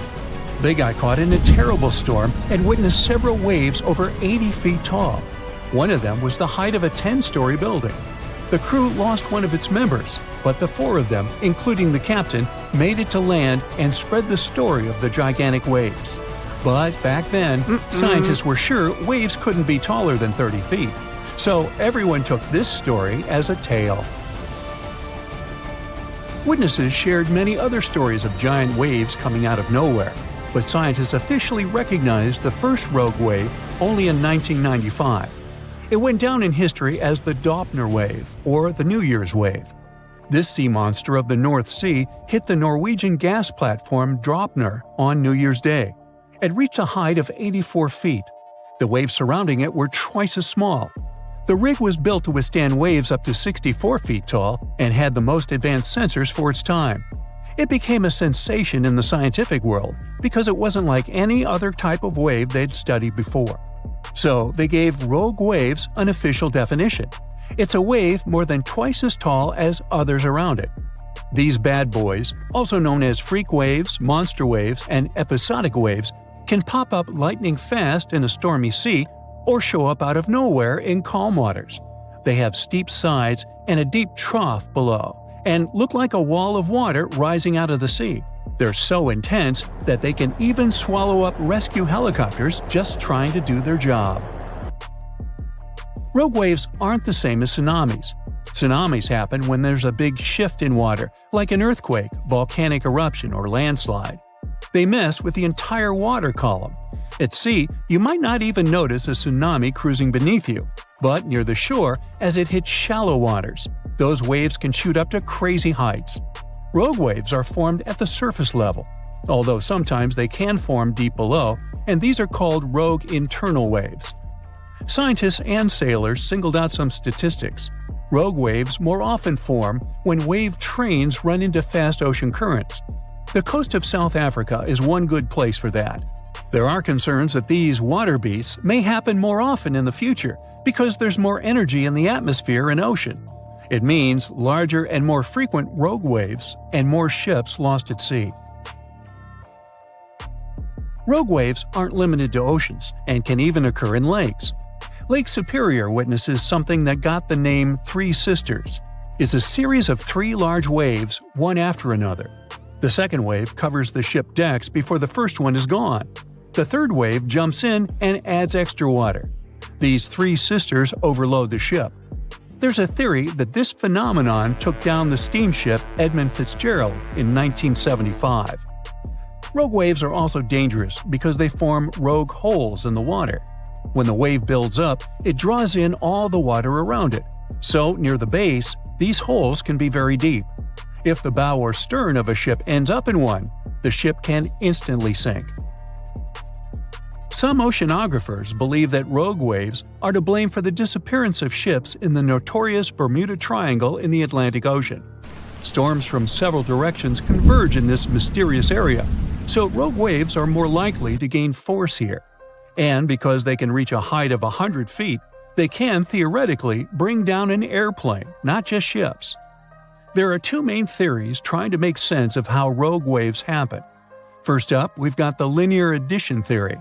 Imagine waves cruising through the ocean at their own speeds.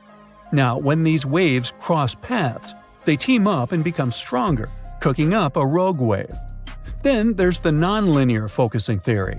It says waves like to roll in groups, and when they spend time together, they share some energy. Sometimes, this energy exchange turns into a rogue wave. To predict the formation of these freaky waves, scientists would need an innovative radar system to keep a constant eye on the waves near a boat. They'd collect all the data and toss it into a fancy math model that paints a real-time picture of what the ocean surface looks like at that very moment. This model would need to do new calculations of the surface situation every 5 minutes. It would let the crew know if there were any extreme waves coming up in the next several minutes. Such a system doesn't exist yet, but as scientists measure more rogue waves, mathematicians may find a way to alert us of the upcoming rogue waves rising out of the water. Sometimes you can hear the term sneaker wave as a synonym for rogue waves, but oceanographers claim there's a difference. Rogue waves occur mostly in the ocean, and sneaker waves build up at the shore. They're also known as king waves and sleeper waves, and they roll up much faster than usual waves when they approach the beach. They always appear without warning after smaller waves and can be powerful. They can carry swimmers further away into the ocean. But the worst part is, they can also sweep you off your feet and into the water when you're casually strolling on a jetty or the beach, or on an outcropping nearby. Oregon State University researchers found that sneaker waves form in offshore storms that carry wind energy to the ocean surface. With all that energy, several waves unite and overlap into one beast that stands higher and goes further ashore than a regular wave. Another thing that makes them more dangerous is that, just like rogue waves, they're hard to predict. Fishers, surfers, and others who spend a lot of time by the water normally know when and what to escape when it comes to big waves. With sneaker waves, that logic doesn't work. There is no set time of the year when they're more active either, but putting together some data shows you're more likely to experience one of those somewhere between April and October, and the peak would be in October and November. Sneaker waves carry huge amounts of water, sand, and gravel. Those can fill up your shoes in a matter of seconds and sweep you off your feet if you're unlucky enough to be ashore at that moment. These sea monsters also have the power to move huge logs, which carries another hazard. So, since 2000, the world has been hit with more than 1,700 earthquakes with magnitude greater than 5. Many happened around the Ring of Fire, located around the Pacific Ocean. In North America, the biggest threat is the San Andreas fault line, which can create an earthquake of a magnitude higher than any other, earning it the spine-tingling nickname, the Big One. The potential destruction of California is a terrifying prospect that could have unimaginable consequences. But the Big One is just the beginning of what's to come. Bad news! Scientists have predicted an earth-shattering event that will occur in 2030. Like it or not, there's a 70% chance that we'll experience the Big One, and it will be an earthquake with a magnitude of 6.7. The San Andreas fault line will cause the Big One, but what is scary is that we can't predict it. On the other hand, a massive earthquake occurs every 100 years. This means there's always time to prepare for a natural disaster. If we traveled back in time, we'd see a few significant earthquakes like the ones that wiped out San Francisco and Fort Tejon. Buildings made a long time ago are not quake-proof. They will collapse. Even if they survive, you should not enter them. But buildings are not the most dangerous part. You should watch out for electrical lines and gas pipes.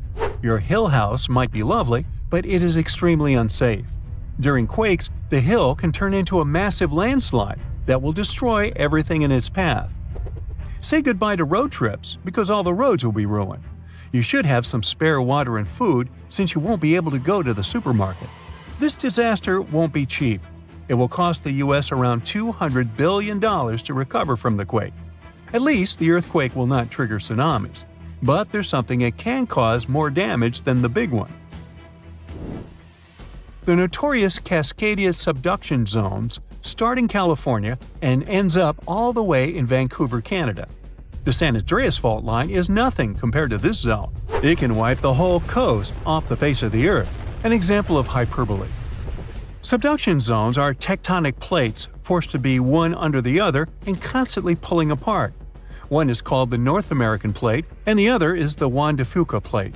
Zones like these are not to be messed with, since they are terrifying hotspots for earthquake activity and extremely dangerous because they cause massive underwater quakes. But they are underwater, so what can they do to us? Well, they can cause giant tsunamis, flooding cities, and destroying the coastline. Right now, the most active zone is the Ring of Fire. The Cascadia zone might be less active, but it is like a sleeping beast that can wake up and destroy everything in its path, causing a groundbreaking earthquake. The last time all this stress was released was in the year 1700. Unlike the San Andreas quake, this one will cause massive tsunamis and much bigger shocks. Let's hope you'll be camping in an open field at that time, because most buildings and bridges will likely be destroyed. Also, be ready for the aftershocks, as they'll be devastating. Nature won't be spared either. Landslides will change animals' habitats. Even our homes will be changed forever.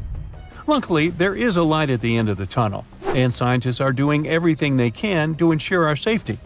New rules are implemented. Every new building must be able to withstand massive shocks.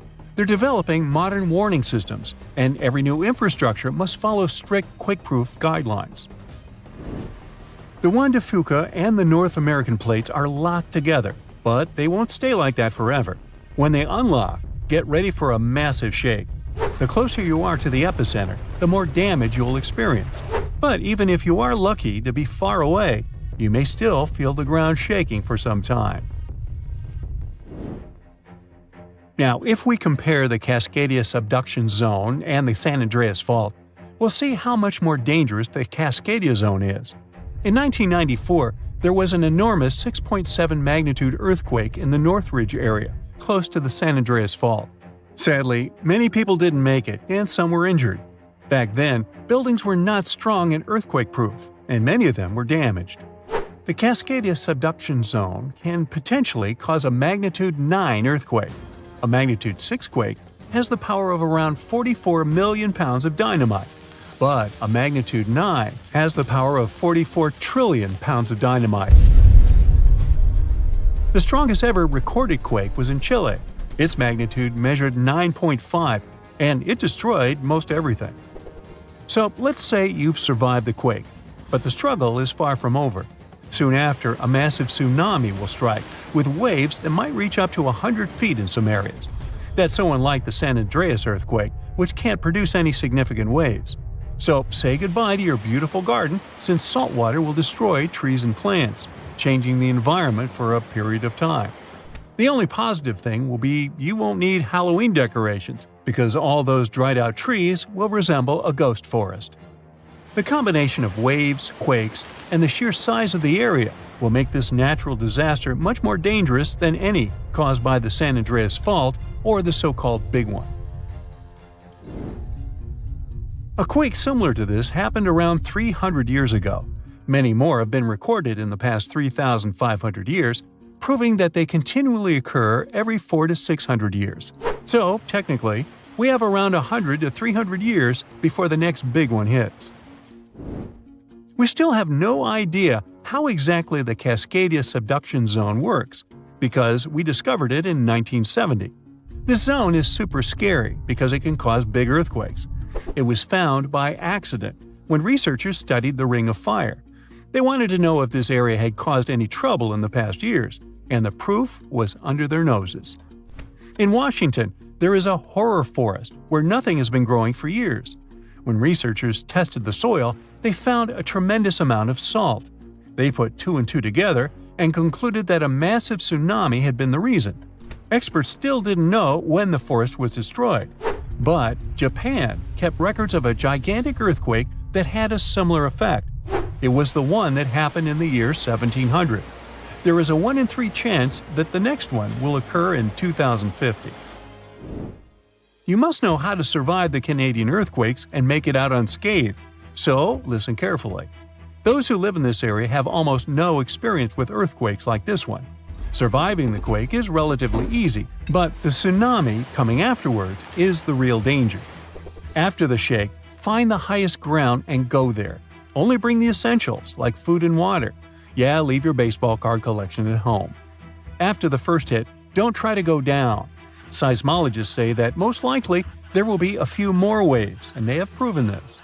On the 22nd of May, 1960, seismologist Jerry Eston and his 4 friends went to Hawaii to see an expected tsunami that was to happen around midnight. They set up their gear on Wailuku Bridge with an escape route planned. This bridge had been destroyed in the previous tsunami, but the new one was much taller and better. After midnight, the water was 4 feet above the average level. The second wave hit a half hour after midnight, and the water rose another 9 feet by 1 a.m. The water started going down and dropped by 7 feet, but the horror was far from over. Next, they saw a wave that was around 20 feet tall. This shows us that tsunamis are unpredictable, and we should listen to experts to stay safe.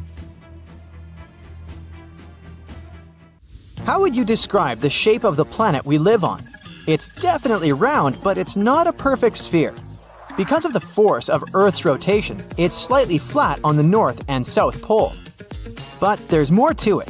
The planet's rotation causes its sides to bulge outwards. The best term to describe our home planet is ellipsoid. Earth is nothing more than an oversized lumpy potato.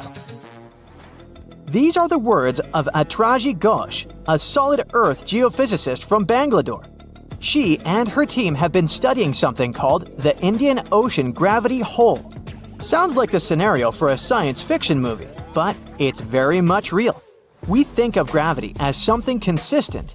If you drop a pen from your hand in Los Angeles and in Perth, they're going to fall to the floor at the same time. Well, this is not completely true. Gravity is connected with the mass of a celestial body. Astronauts on the surface of our moon don't walk, but move in hops. That's because Earth weighs 81 times more than the moon. Less mass means less gravity. Earth is more massive, so it has a stronger gravitational pull. But there's a catch. All this mass isn't distributed evenly across the planet. As a result, gravity varies as well. NASA has been mapping Earth's gravity field since 2002 using twin GRACE satellites. The maps they produced show where gravity is stronger and where it's weaker. Mountain ranges such as the Himalayas contain a lot of mass. This means they generate a stronger gravity field. The opposite happens in ocean trenches. The deepest of them is the Mariana Trench in the Pacific Ocean. You could almost stack 2 Mount Kilimanjaros inside it. The low concentration of Earth's mass below it means that the gravity field here is weaker. Places on the globe where huge chunks of mass are missing are called geoid lows. A geoid is an imaginary surface that follows the outline of sea levels around our planet. Imagine the Earth without any land. That shouldn't be too hard since the nickname of our home is Blue Planet. Now draw a curvy line along the surface of the oceans, and you get a geoid. In reality, the line stretches across oceans, as well as land masses. Scientists use this imaginary line to calculate the depth of tremors or objects that occur underground. When the wavy line goes down, that's a geoid low. The biggest of them sits at the bottom of the Indian Ocean. The first to discover it was a Dutch geophysicist in 1948. He was performing a gravity survey from a ship. The man noticed that sea levels dipped over 320 feet below the global average. The gravity hole got the official name Indian Ocean Geoid Low. It spans well over 1 million square miles off the southern coast of India. If you went out at sea in the middle of the gravity hole, you wouldn't notice much, just an endless ocean as far as the eye could see. The only way to measure the dip in gravity is through extensive geophysical measurements and calculations. The concept of a gravitational hole existed for nearly 2 centuries in the scientific community, but researchers could study it in high detail only after satellite measurements became possible in the late 20th century. A team of Indian scientists was determined to explain the anomaly that had been puzzling geologists for decades. They used supercomputers to simulate the seismic activity that formed our planet. A total of 19 simulations revealed how tectonic plates moved across the span of over 140 million years. This was during the Cretaceous period, the time when T-Rex roamed the Earth. Nearly a third of the possible scenarios produced a geoid low, similar to the one in the Indian Ocean. The most important factor in these models was the presence of magma plumes. These are places inside the Earth's mantle where lava flows upwards. The mantle sits between the planet's outer core and the thin crust we walk upon. The magma in the mantle plume is hotter than the surrounding rocks. The heat it generates melts and thins the crust. This creates hotspots that are brimming with volcanic activity.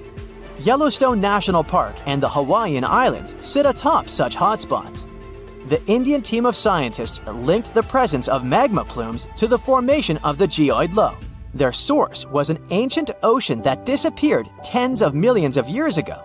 It was located where the Himalayan mountain range sits today. Evidence of this lie in the marine rocks researchers found on the world's tallest mountains. The oceans ceased to exist when India's landmass separated from the supercontinent called Gondwana. It drifted north and merged with the rest of the Asian continent. At the time, the Eurasian supercontinent was called Laurasia. The Indian tectonic plate went down inside the mantle. It ended up under the African continent. This landmass contained a lot of crystallized material which was quite dense. When the sinking plate of the former ocean reached it, plumes of magma spilled out. As a result, low-density materials ended up closer to Earth's surface. Density is used to calculate mass, and if you remember our lesson in physics from the beginning of the video, less mass translates into a weaker gravity field. Scientists believe this is how the geoid low in the Indian Ocean formed some 20 million years ago. At this point in prehistory, the Earth looked a lot like it does today. There were vast grasslands, and whales swam in the seas. Geophysicists who created the computer model cannot tell for sure what will happen in the future. Ghosh thinks it's possible that the gravity hole in the Indian Ocean will remain in place for a long time. But plate movements can also cause the anomaly to fully disappear in the coming eons. Earth's tectonic plates are constantly shifting. They define the shape of our continents and oceans. Experts study plate movements to get a picture of how our world looked millions of years ago. However, telling Earth's geologic future is much more complex. The gravity hole in the Indian Ocean is the biggest, but it's not the only one in the world. Other areas with low gravity include the island of Cuba and the Bahamas. On the opposite side of the spectrum are the Philippines. Here, gravity is stronger than normal, but the poles are the places with the strongest pull to them. They are the closest to the center of the Earth. If you stand directly on the North or the South Pole, you are 3,950 miles from the planet's core. At sea level on the equator, this distance increases by more than 13 miles. Earth's gravitational field also has an effect on your weight. At the equator, you weigh 1% less than you do on the poles. The South Pole is maybe more suitable for this experiment because there is actually ground there. But gravity is the strongest at the North Pole in the middle of the Arctic Ocean.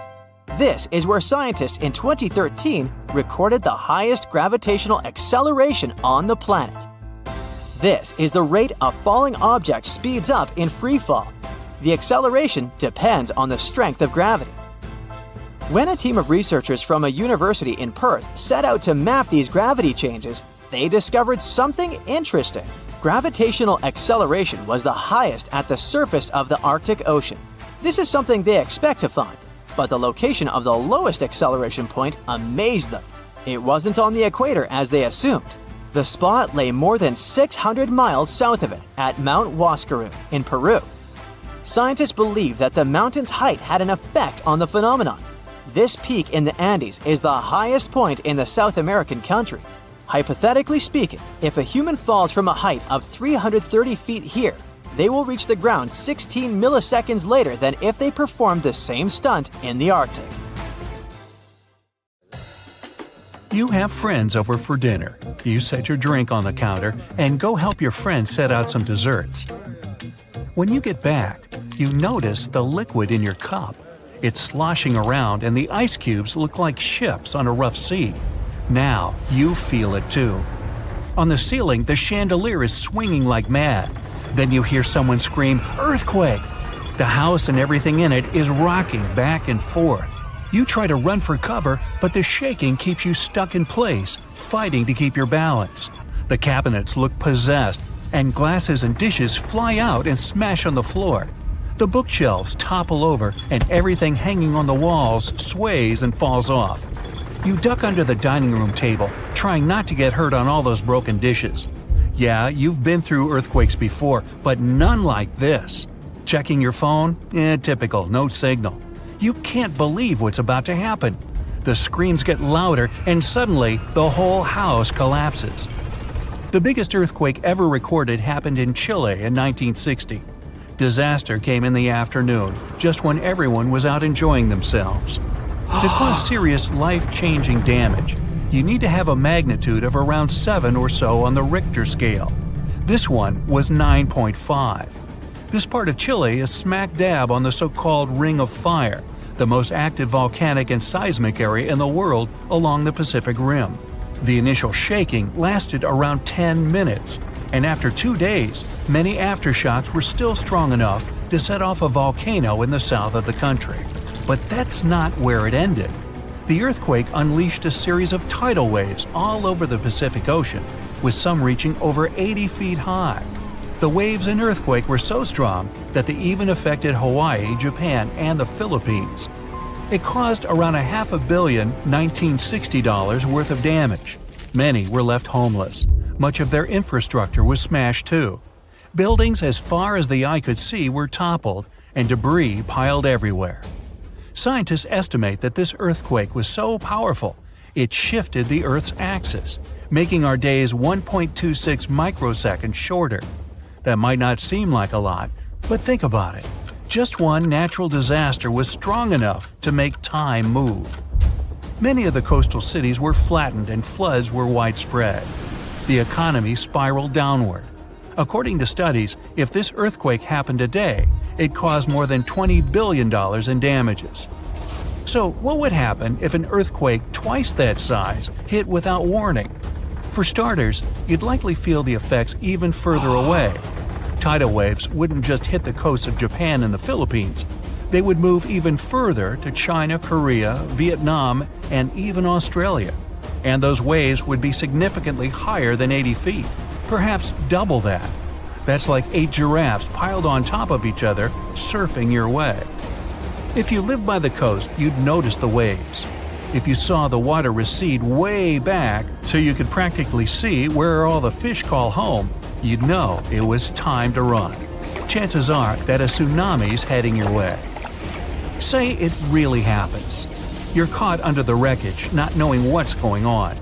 You manage to free yourself and escape to the fresh air. And you're not alone, because all the houses in the neighborhood have turned into piles of bricks and rubble. The bridges have also collapsed, leaving people stranded on either side.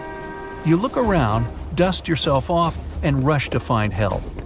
Fire trucks and ambulances drive between the broken-down cars and rubble.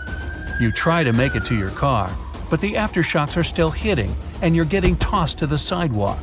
With all the cell towers down, you can't call anyone on your phone. Your knees are shaking, but you manage to power through.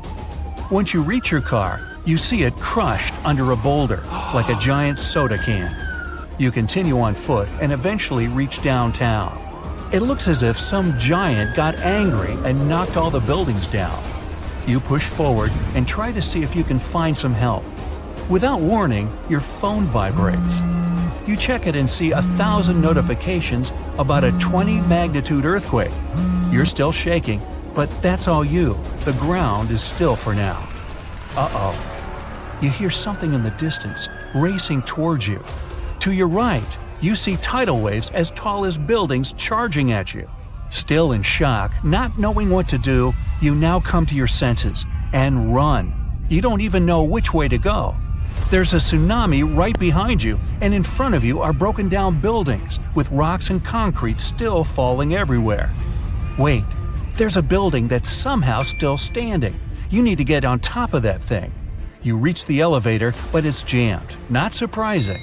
You bolt up the stairs as fast as you can, tripping on broken glass and plaster, but always managing to get back up. You look out a window and see the water. It's so close. You're nearly at the top. A few more flights and whoosh. The water forces its way into the building and drags you down at least 2 floors. You can barely see anything. Still, you know you must swim up. But the water keeps forcing you downwards. After about 30 seconds, you manage to swim your way out and continue climbing to the top. You scramble to the top floor and collapse on the roof. You're safe for now. The tidal wave is still going strong, plowing its way through the ravaged city center. Your phone is now waterlogged and useless. You have a perfect 360-degree view of your town covered in water and debris. The ground starts to shake again. Maybe you'll just sit around until this is all over, waiting for the rescue helicopter. But then, a loud explosion that almost breaks your eardrums shakes the ground even more. Off in the distance, smoke is rising, and soon it covers the entire sky. Darkness hides the morning sun. That's when you can see lava shooting up into the air and landing nearby. The lava forms into a river, flowing its way into town block by block. With this much seismic movement and the high intensity of the earthquake, the world's tectonic plates have shifted so that magma is pushing its way to the surface. From the earth, steam begins to vent. Then the heat hits you. You see the magma cover the ground like a blanket, eating up every car in its way. What's worse is that the magma is melting the foundations of the buildings that managed to withstand the earthquake and the tsunami. The buildings in the distance are now sinking and collapsing into the raging lava pool that's replaced your town. One by one, every building descends. That means, uh-oh, the building where you're standing is also swaying. It's about to fail. That's when you see the light. You look up and see a helicopter above in the distance. You wave your arms, run around, jump, anything to get noticed. And it works. The chopper makes a few circles and finally drops you a rope ladder. As you're lifted in the chopper, you take a good look at the world below you as it wriggles around like noodles in a strainer. You land a few miles out and are immediately treated by a doctor in an emergency triage center. You were one of the lucky ones. A year later, the tsunami water has receded. The lava that flowed inland has cooled, but all that magma permanently changed the ground below it, and the whole town is gone. The disaster has thrown the entire country into a financial nightmare that'll last decades. It takes months to survey the town, making sure there's no dangerous electrical wires or busted gas pipes anywhere. They're rebuilding your town farther inland from where the old one was. In other towns, they rebuild directly over the ruins. In others, they just decide to move everyone to a nearby city. Oh wow, there's a hole in the bottom of the ocean. It seems that the ocean has a leak. But it's not like a leak you would expect, where water is flowing out. It's more like a spring since water is flowing in, not out. This unique leak is something we know as Pythia's oasis. A grad student was the one who accidentally discovered it. he noticed bubbles that were rising to the surface. Normally, bubbles in the ocean tell us there might be some hydrothermal vents, which are hotspots for some pretty cool things. These vents are actually like hot springs on the seafloor, but instead of bubbling with warm water, they release a fluid that has been superheated in the crust of our planet. When seawater seeps into these cracks and travels deep into the crust, it comes into contact with the extremely hot mantle. This heats seawater to very high temperatures, and as it moves back up towards the surface, it carries dissolved gases and minerals. When the hot fluid shoots out of the vents, it mixes with the surrounding seawater and quickly cools down. Just a short distance away from the vent, the temperature can drop to a comfortable 68 degrees Fahrenheit or so, which is, as it seems, exactly what some creatures like. And there are some real weirdos living down there in the darkness, like ghostly fish, giant red-tipped tube worms, and a unique type of shrimp with eyes on their back. And some of them, like tube worms and bacteria, rely on the chemicals and minerals released by the vents to survive in harsh conditions. But in this case, the bubbling water didn't come from a hydrothermal vent. It was there because of a spring, and that's a bit more concerning. You see, the water in this reservoir needs to stay where it is. If too much of it seeps out, there could be some serious consequences, especially for the surrounding area. You can see this unusual leak along the Cascadia subduction zone, which is a massive fault line off the Pacific Northwest coast. It's a place where two pretty big plates that make up Earth's crust come together and slide along each other. The water from Pythia's oasis kinda acts as a lubricant between these plates. You can think of the fault zone as an air hockey table. When the fluid pressure is high, it's like you've turned the air on. That means the friction between the plates is reduced, which allows the plates to move. But if the fluid pressure is lower, the two plates can lock together, which then leads to the buildup of stress. Not that they'll feel bad. In the context of tectonic plates, stress is some pressure or force that can cause deformation. And if this stress starts to build up, at some point, it's gotta go somewhere. When it's too much, it can trigger earthquakes, and most likely, not small ones. For example, a release of stress in the Cascadia subduction zone could lead to a magnitude 9 earthquake. For comparison, the biggest earthquake we've ever recorded happened in Chile in 1960, and it had a magnitude of 9.5. The damage was enormous. So we hope the water will stay in its reservoir and keep maintaining the delicate balance between the tectonic plates. We've explored only 5% of the ocean. Who knows how many cool things are there at the bottom, waiting to be found? For example, check out these mysterious holes scientists have stumbled upon in the depths of the Atlantic Ocean, near the Azores. They're neatly aligned and are about 4 inches apart, or in some cases, even several feet. They resemble punctures left by a sewing machine. Some think these holes could have a biological origin. For instance, some fish may have made them while walking along the seafloor. Others believe we could be looking at something that's human-made, maybe left by a spiked tire. Of course, such holes are perfect for making up stories about creatures from other planets who allegedly made them. Or maybe even legendary monsters, like that one from Loch Ness. It's definitely hard to explain such symmetry of the holes, but one deep-sea biologist offered a pretty good explanation. He said there could be an animal burrowing beneath the sediment, and from time to time, it could make little chimneys just to get access to clean water circulation in its small burrow. I mean, there are sediment piles around the opening of each hole, and they do support the idea that something pushed the soil from below. But there's still no proof these holes are actually connected beneath the surface. And there are also a lot of things hidden at the bottom of the oceans and seas that ancient civilizations left us. For instance, archaeologists made a really cool discovery off the southern coast of Croatia, a road hidden under layers of sea mud that's 7,000 years old. They found the ancient road at the sunken Neolithic site of Solin. The site of Solin was a human-made island in ancient times, and an archaeologist discovered it 2 years ago. He was studying satellite images of the area around Korčula, one of the beautiful Croatian islands, When he realized there could be something interesting at the bottom of the sea, he dove into the water with his colleague. And under the surface of the Adriatic Sea, which is part of the Mediterranean Sea, at a depth of 13 to 16 feet, they found stone walls that were most likely part of some ancient settlement. The landmass where people built the settlement was separated from the main island by a narrow stretch of land. Luckily, this area is protected from big waves by the surrounding islands, so the site remained relatively well preserved. It's now hidden beneath the surface of the sea and covered in mud. But it's so exciting to imagine how people walked on that road nearly 7,000 years ago, visiting nearby settlements.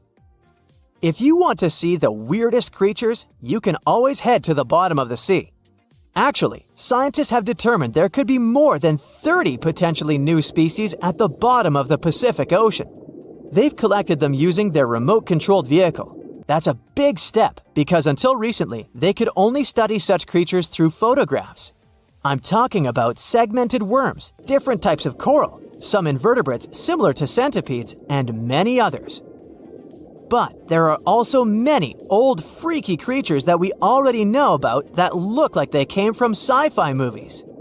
Red octopus, blobfish. Okay, this one kinda looks normal until you raise it to the surface.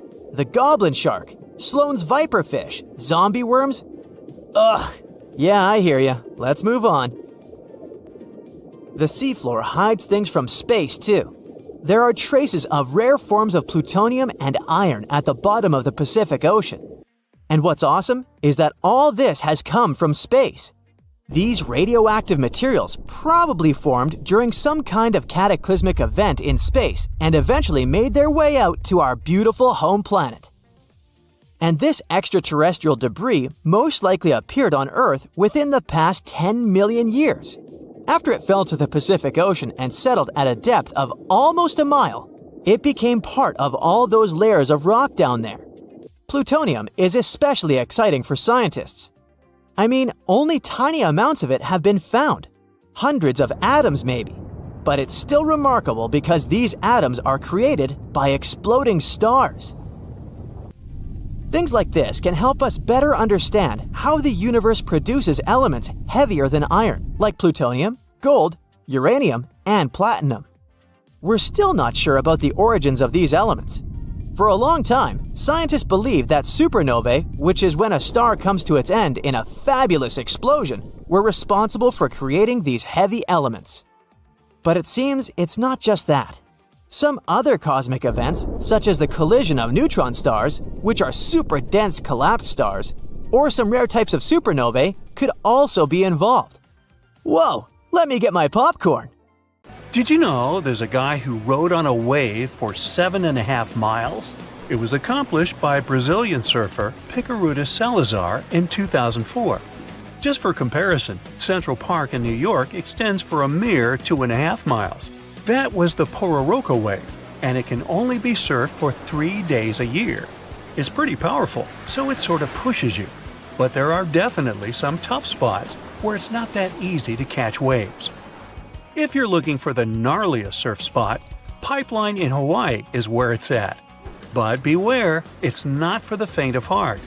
This place is known for its massive waves that can reach up to 20 feet tall. And did we mention the shallow reef? Yeah, wipeouts here can result in some serious injuries, or worse, you might end up sleeping with a fish. The waves at Pipeline are also super unpredictable, so you never know what you're going to get. It's like a box of chocolates, except instead of chocolate, it's huge waves that could crush you like a bug. But hey, if you're feeling brave, the annual Billabong Pipe Masters competition is held there every winter. Just make sure to bring your A game and a change of underwear. Even the most experienced surfers approach Pipeline with caution and respect. It's like trying to tame a wild animal. One wrong move and you're toast, or dinner. So if you're ready to ride the gnarliest waves in the world, come on down to Pipeline. Just don't say we didn't warn you. For those who are dreaming California, there's a tough spot in the Golden State for you. Mavericks is notorious for its massive swells and strong currents, making it a challenge even for experienced surfers. Hold on tight, because this wave is gonna take you for a ride. First off, let's get one thing straight. Mavericks ain't for the weak. This bad boy can reach heights of up to 60 feet. But hey, if you're a seasoned surfer and you're feeling brave, then Mavericks is the place to be. Located just off the coast of Half Moon Bay, this spot is known for its massive swells and killer waves. It's like the Hulk of surf spots, big, bold, and ready to smash. Now, don't go thinking that Mavericks is all about the waves. Oh no, my friend. This spot is also home to some of the coolest surfers around. These dudes and dudettes live for the rush of catching a maverick wave, and they'll do whatever it takes to get out there. But here's the thing, Mavericks isn't just about surfing. It's also about community. These surfers have each other's backs, and they know that when they're out there on those massive waves, they're all in it together. It's like a big, salty family. So there you have it, folks, Mavericks, the wildest, most insane surf spot in California. If you're up for the challenge, grab your board and head on out.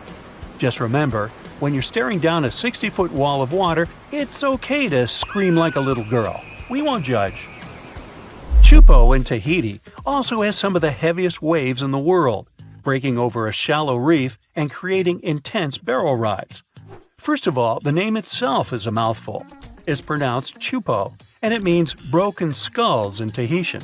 Yeah, you heard that right, broken skulls.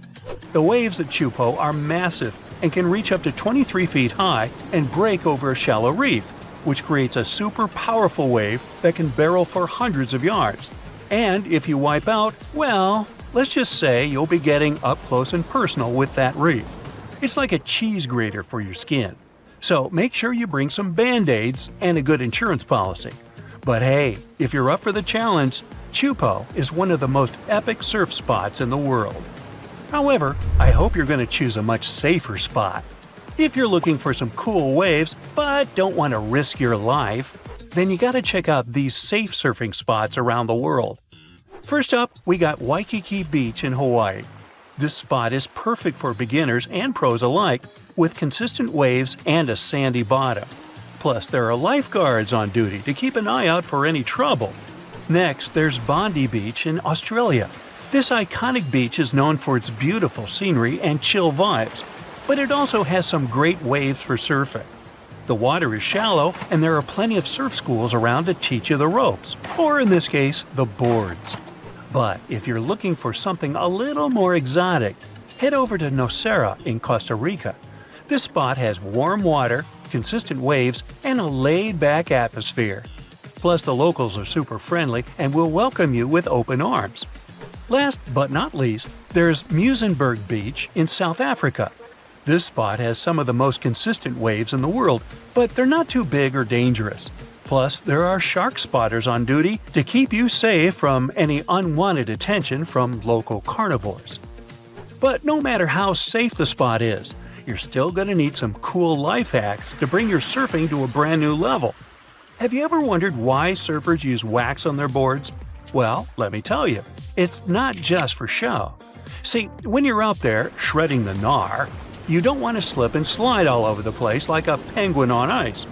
That's where the wax comes in. Basically, the wax creates a grip on the board so you can stick to it like peanut butter on bread.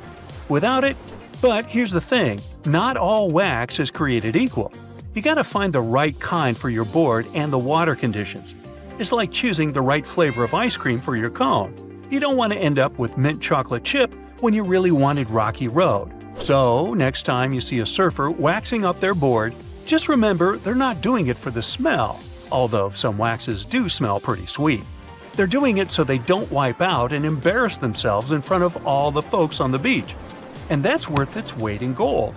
And by the way, did you know that rubbing a little bit of wax on the bottom of your feet can give you a better grip on your board? Yeah, it's like magic. No more slipping and sliding around like a seal on a wet rock. Another common hack is to wear earplugs. You see, there's even a condition called surfer's ear.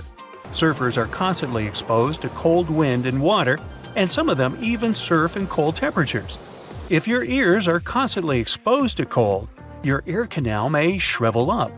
As a consequence, water, wax, you, and even air all get trapped in your ear, which may lead to certain infections. So, to prevent water and cold air from getting trapped in their ears, Pro surfers like to use earplugs. But even if you're just a newbie, you gotta use their tip. Oh, and here's another classic. If you're surfing in cold water and don't have a wetsuit hood, just rub some petroleum jelly on your ears to keep them warm. Hey, why do you think some surfers have clear nail polish on their emergency kits? It's not for their nails, but for their boards. So if you're dealing with a stubborn ding in your board, grab some clear nail polish and fill in the crack. It'll keep water from seeping in and causing more damage. However, pros will say that nail polish is a terrible idea, and there are a lot of repair kits out there. Yeah, this one's up to you. So, there you have it, my fellow wave riders. Now go out there and shred those gnarly waves like the pro you are. Back in 2018, the biggest active underwater eruption ever happened, at least the one that we could officially record. Scientists followed earthquakes that struck the area in the western Indian Ocean off Madagascar. Between 2018 and 2021, over 11,000 earthquakes struck a small island called Mayan between Madagascar and Mozambique. The strongest one had a magnitude of 5.9. Until then, this area had been pretty peaceful. There had only been 2 earthquakes recorded over 50 years. Along with regular earthquakes, there were also some unusual seismic hums, like earthquakes at pretty low frequencies, forming deep underground. People couldn't feel those hums at the surface, but researchers around the world discovered them and realized they were related to volcanic activity no one actually noticed coming. Something strange happened. That underwater eruption created a giant skyscraper-sized volcano. This new underwater volcano turned out to be around 1.5 times the height of One World Trade Center in New York, and almost 10 times bigger than the Statue of Liberty. The area where it appeared had been explored in 2014, but it was almost flat, peaceful, and empty back then. Now, there is an actual volcano nearly 8,500 feet below sea level. The volcano gets its magma from a super profound reservoir located nearly 34 miles underground. It's the deepest reservoir of volcanic magma that we know about. The Earth has layers, and the middle one is kinda chunky. It's very much like peanut caramel filling many chocolates have. Research shows there are probably hunks of oceanic crust deep inside the Earth's liquid mantle. They're stuck there, creating large lumps in something that was supposed to be a smooth layer. Our planet has a rigid outer layer. It includes a hot upper mantle and cracked crust. The hot mantle moves and churns all the time, making the crust at the surface move too. This way, the oceanic crust dives into the depths and makes huge magma plumes go up toward the planet's surface. Scientists even found an ancient piece of the Pacific Ocean hundreds of miles underneath China. Those are the old remains of the Pacific seabed from long ago, and they were pulled downward below Earth's surface into the mantle transition zone. This rocky slab that used to be at the bottom of the ocean is made of the crust and some solid parts of the upper mantle. Most of the volcanic activity on our planet happens where we don't even see it, under the surface of the ocean. About 70% of all volcanic activity happens in the oceans, and mostly in the area of the South Pacific, with over 1,100 volcanoes squeezed into that area. Coastal cliffs, mountain changes, soils, and sediments that line valleys. These are only a small portion of the rocks on our planet. Oceans hide so much more deep down below the Earth's surface. In between the Earth's surface and its core is the mantle. It's a warm, thick layer of rock that moves and flows constantly. Some hundreds of miles below, there's a place where diamonds grow. As they form, they go through high temperatures and pressure, after which they eventually freeze. That way, when they arrive at the surface, scientists can explore their structure, find out how they formed, and understand better what's going on in the depths of our planet. Thanks to diamonds, they realized the mantle was very wet, and it possibly contained much more water than all the oceans on Earth. Our planet is eating up its own oceans. As its tectonic plates move, dive, and go beneath one another, they drag huge amounts of water into the Earth's interior. The water beneath the surface of our planet can help with developing magma and lubricate faults. which actually makes earthquakes more likely to happen. Water is actually stored in the minerals. It gets incorporated into the planet's crust when new oceanic plates form. They go through the process of bending and cracking as they grind under other plates, and huge amounts of water then go deep into the crust and mantle. Scientists research an area that's 18 miles under the surface. They realize these zones pull 3 billion teragrams, which is more than 2 billion pounds. Any ocean is like a whole new world. There are incredible sceneries below the surface, magnificent waterfalls, lakes, and rivers. There are thick layers of salt beneath the seafloor, and rivers and lakes form because seawater goes through those layers and dissolves them, creating something that resembles pools. The dissolved salt makes the surrounding water denser. That water then settles there, which eventually forms underwater lakes or rivers. But there are also mountain chains, trenches, canyons.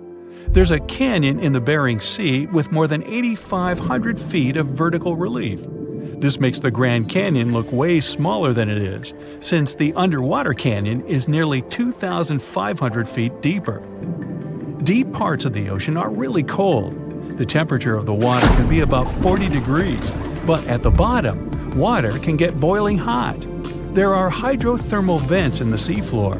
Those are the hot springs located at the edges of tectonic plates. The water they release can reach a temperature of up to 750 degrees Fahrenheit, but the pressure at such depths is very intense. So intense, no human being can handle it. Still, it's the pressure that keeps the water from boiling. Ocean depth is on average 2.3 miles. Light waves can still enter at 3,280 feet, even though it's in a very small amount. So all the mysteries hidden below that point remain in total darkness. The actual illuminated part of the ocean goes until 600 feet. Even though the sun gives us light, most of our planet is dark all the time. It's all because of the oceans, covering over 70% of our planet. The loudest sound that came from an ocean, and of the loudest sounds ever recorded, came from an ice quake. It was so loud, researchers picked it up by sensors more than 3,000 miles away. There was a seismic activity that made frozen ground break down. The Antarctic ice sheet is bigger than the continental part of the United States and Mexico together. A big iceberg from Antarctica holds over 20 billion gallons of water, which could make a 5-year water supply for 1 million people. Humans can generally drink sea ice, although we can't drink seawater. As time goes by and the ice ages, the brine trapped between ice crystals drains out. That way, ice becomes fresh enough to consume it. If all the ice sheets and glaciers we have on the Earth melted at the same time, the sea level would rise another 260 feet, which is just a little shorter than the Statue of Liberty, the height of a 26-story building. Clams live long enough to tell us more about oceans past.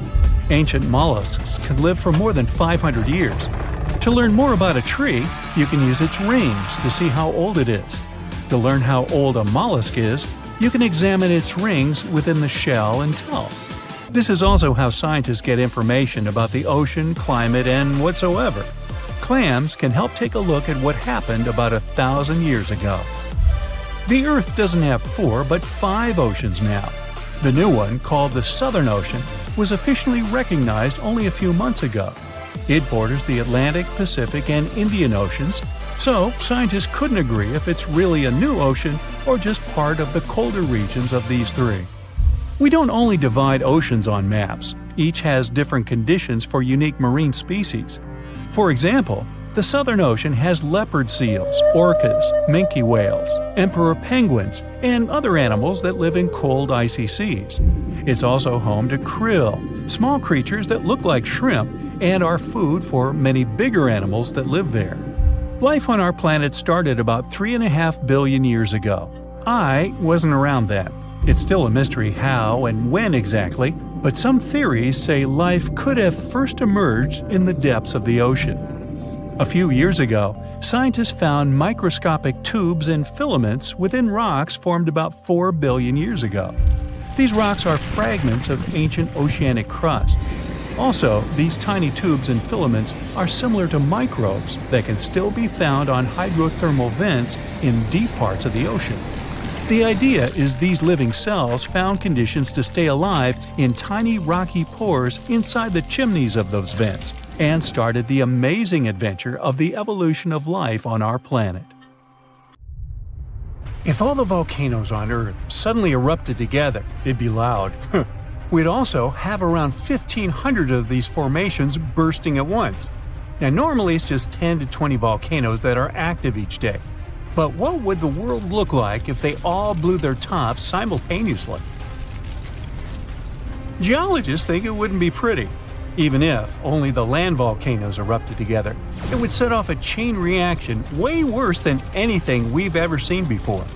The two big problems would be ash and volcanic gases. While the explosions in lava would be damaging for people nearby, the real danger lies in what happens next. A thick layer of ash would cover the planet, blocking out sunlight completely. No sunlight means no photosynthesis, which means crops would fade away and temperatures would drop considerably. And all this ash cloud could remain in our atmosphere for up to 10 years. Now, ash aside, there's also acid rain to worry about. Volcanic gases like hydrochloric acid and sulfur dioxide would mix with the atmosphere and fall back down as acid rain. This type of weather would harm the groundwater and ocean surfaces. Even if humans would find a way to survive up to this point, we'd have no corals and no other sea creatures around. Scientists have seen similar events in Earth's history at a smaller scale. Big volcanic eruptions have been linked to mass extinctions. When Mount Pinatubo erupted in 1991, it cooled parts of the world for 2 years. But the extra carbon dioxide from these eruptions could also heat the planet, the same way we turn our stoves to broil for that extra crispy layer on our casserole. Geologists also mentioned that there's evidence in our atmosphere that stuff like this may have happened in the distant past. During the Cretaceous period, carbon dioxide levels were way higher than today, which made it difficult for marine life to thrive. Who would survive all this? Probably just some extremophiles, these organisms that survive in harsh conditions like hot springs or deep undersea vents. As for humans, we could all lay low in underground bunkers until things clear up, or build multiple space stations that could fit us all. Yeah, right. The chances of all volcanoes erupting at once, though, are very slim. Whew!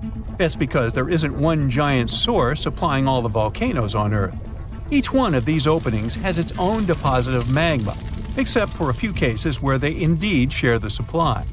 For example, in 1912, Nova Rupta in Alaska erupted alongside another volcano sharing magma. Scientists have also found evidence of magma hiding under volcanic areas, like under the Taupau volcanic zone in New Zealand.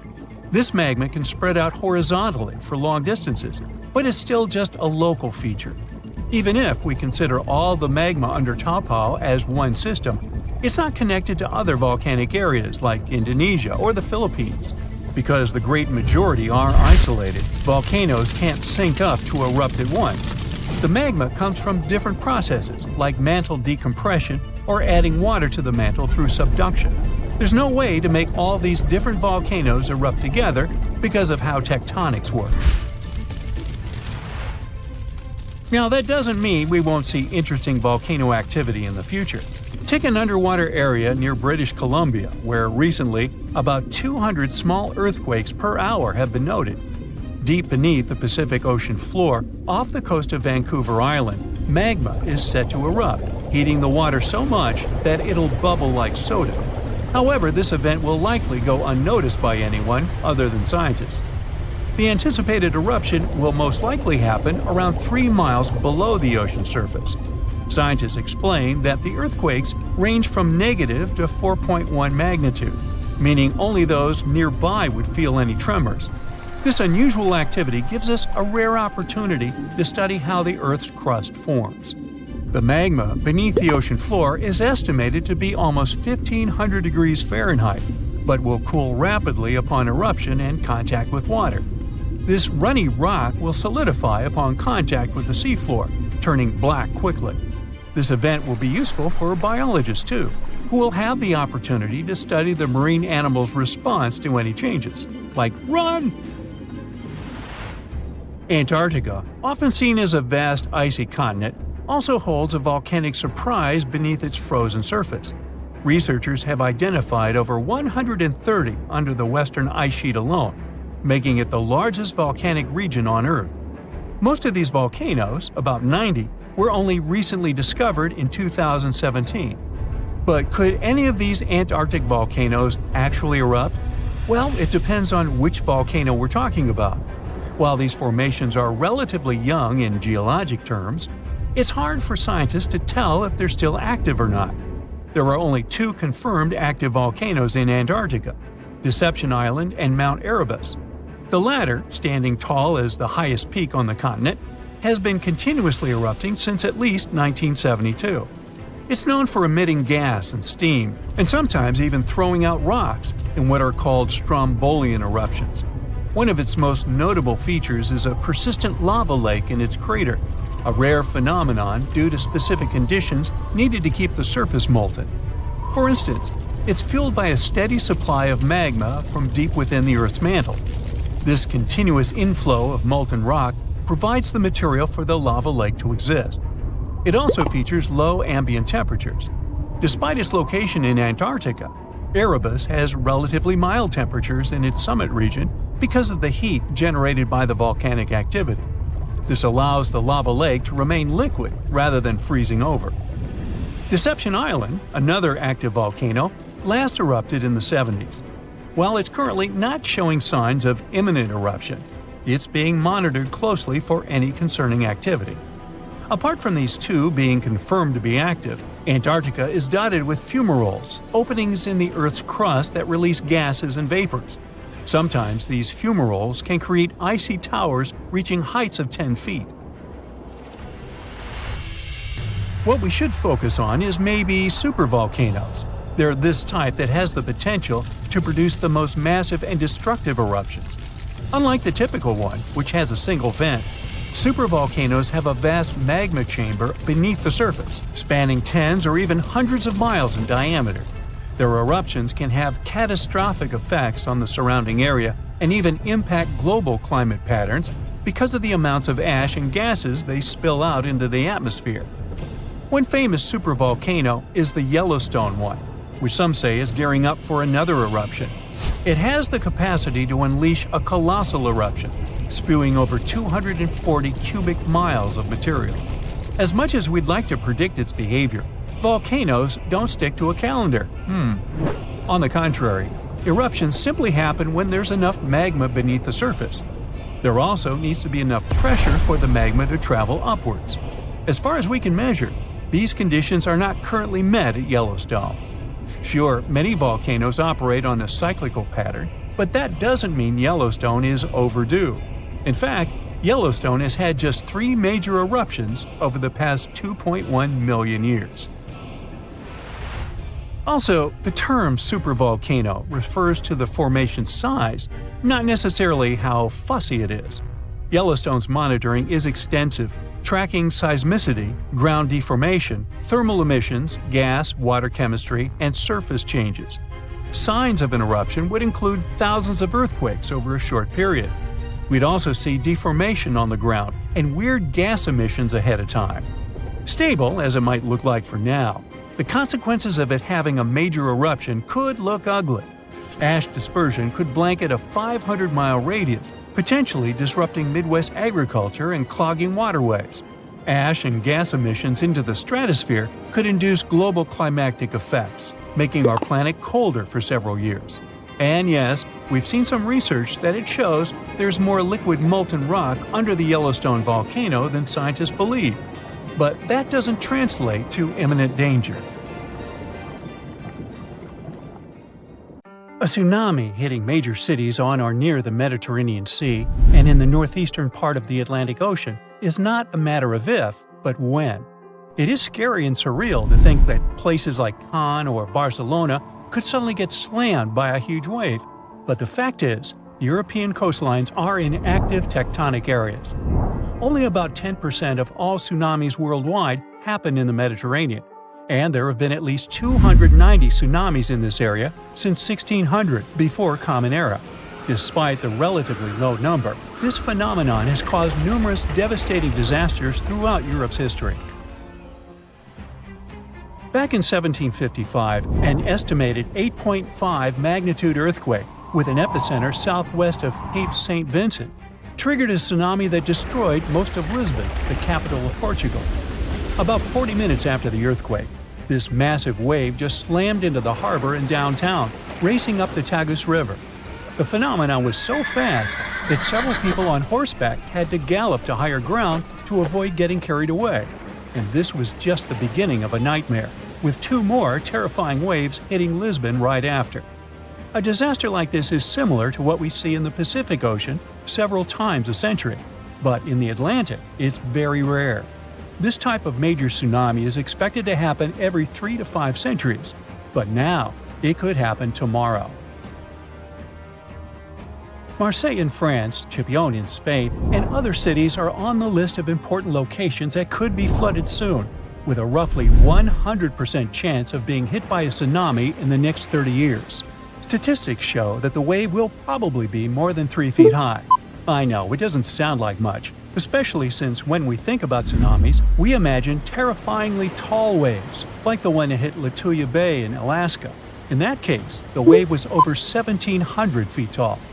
But we must remember that even waves only 19 inches high can be dangerous to swimmers, because it's not the height of the tsunami that matters, but also the flow and movement of the water. Not to mention the flooding, which can damage beaches, harbors, and streets.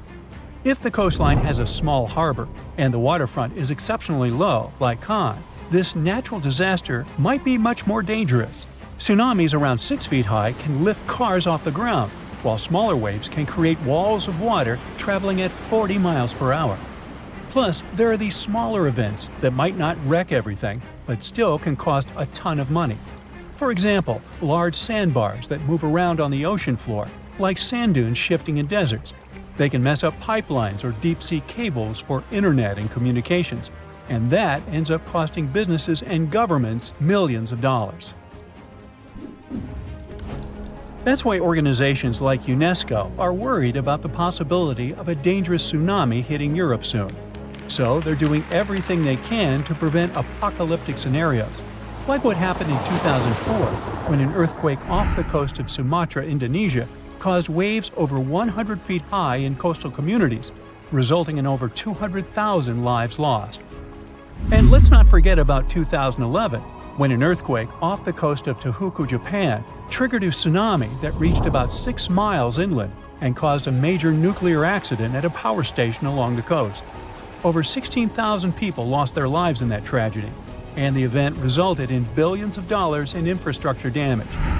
These disasters were huge wake-up calls, and we've come a long way since 2004. We're much safer today, largely because the tsunami warning system is highly effective at quickly detecting this dangerous situation. Unlike many other natural phenomena, a tsunami can be anticipated. We may only have a few minutes to act, but if we all know what to do, many lives can be saved. And in most parts of the world, sirens are commonly used to alert people to tsunamis. To sound the siren as early as possible, initial tsunami alerts usually rely only on seismic data. First, specialists receive information about an earthquake. Seismic waves travel about 100 times faster than tsunamis, so they have enough time to analyze the data and see if the earthquake might have generated a tsunami and whether they should issue an initial tsunami alert. At U.S. warning centers, for example, scientists typically issue initial alerts within 5 minutes of an earthquake. If a tsunami is suspected, these alerts may also include information about wave arrival times, recommended actions, and potential impacts. But sounding the alarm is not enough. To save lives, coastal communities also need to be trained to respond fast and in the best way possible. That's why UNESCO produced this program called Tsunami Ready, aiming to train people living in coastal areas at risk on how to act in case of a tsunami event by the year 2030. The idea is to help communities stay safe by teaching them how to protect their livelihoods and safeguard their homes. Being recognized as tsunami ready by UNESCO doesn't mean a community is tsunami proof, of course. It's more like a recognition that they have adopted all possible measures to mitigate tsunami risks. So authorities are helping communities to prepare themselves by installing evacuation signs, establishing security procedures, and creating plans to warn tourists. Like Spain, which distributed tsunami warning signs along the entire coastline, as well as signs showing evacuation routes to higher ground. And Spain better be prepared. I mean, only 7 tsunamis have hit the country since the year 365, so it's difficult to predict the effects of such an event. But they could be devastating, considering that Spanish coastal areas are so economically important. There's also a danger zone in the Averroes Fault beneath the Barents Sea. If an earthquake happens at this point, people will have only 21 minutes to escape a tsunami. UNESCO has also established 12 tsunami warning centers, which cover Europe as well. This initiative involves 5 centers located in the Mediterranean and Northeast Atlantic regions. These centers can save thousands of lives because they monitor ocean disturbances 24/7. Then, after analyzing the threat, they send out messages based on the event's potential to cause a tsunami. The intensity scale ranges from no effect to completely devastating. And by that, they understand that nearly all brick buildings could be demolished by waves, and even the most reinforced concrete structures could suffer heavy damage. Now, so far, we have mostly talked about tsunamis caused by earthquakes along converging tectonic plate boundaries. In fact, earthquakes have accounted for over 80% of tsunamis since 1900. But tsunamis can also result from landslides, volcanic eruptions, and even meteorite impacts. Experts are also worried that with the current changes in climate, we might see more of meteotsunamis popping up in the Mediterranean. These ones are triggered by freaky weather conditions and can mess with any coastline that's got a shallow seafloor. They might not be as huge or famous as the earthquakes ones, but they can still cause significant property damage and put people in danger. For instance, in 2006, a meteotsunami struck the harbor of Ciutadella on the Spanish island of Menorca. Yachts were tossed into each other and later stranded on the harbor floor as the water receded, resulting in tens of millions of euros in damage. Unfortunately, meteotsunamis in the Mediterranean tend to be stronger during summer, so if you're planning to spend your vacation in Europe, stay alert for any signs of dangerous waves. If you suddenly encounter a tsunami moving in your direction, remember this is the time to react. Move to higher ground as far inland as possible. Pay special attention to any emergency alerts and information, and follow the guidance of local authorities. Most importantly, do not wait around taking photos. Leave the area as soon as you notice any signs of this danger event, or if you hear an official tsunami warning. Hey, stay safe. On January 26, 1700, one of the biggest earthquakes in history hit off the coast of the United States. It had a magnitude of 9, which puts it in the top 10 most powerful earthquakes ever recorded. This earthquake triggered a huge tsunami and changed the coastline all the way from southern British Columbia down to northern California forever.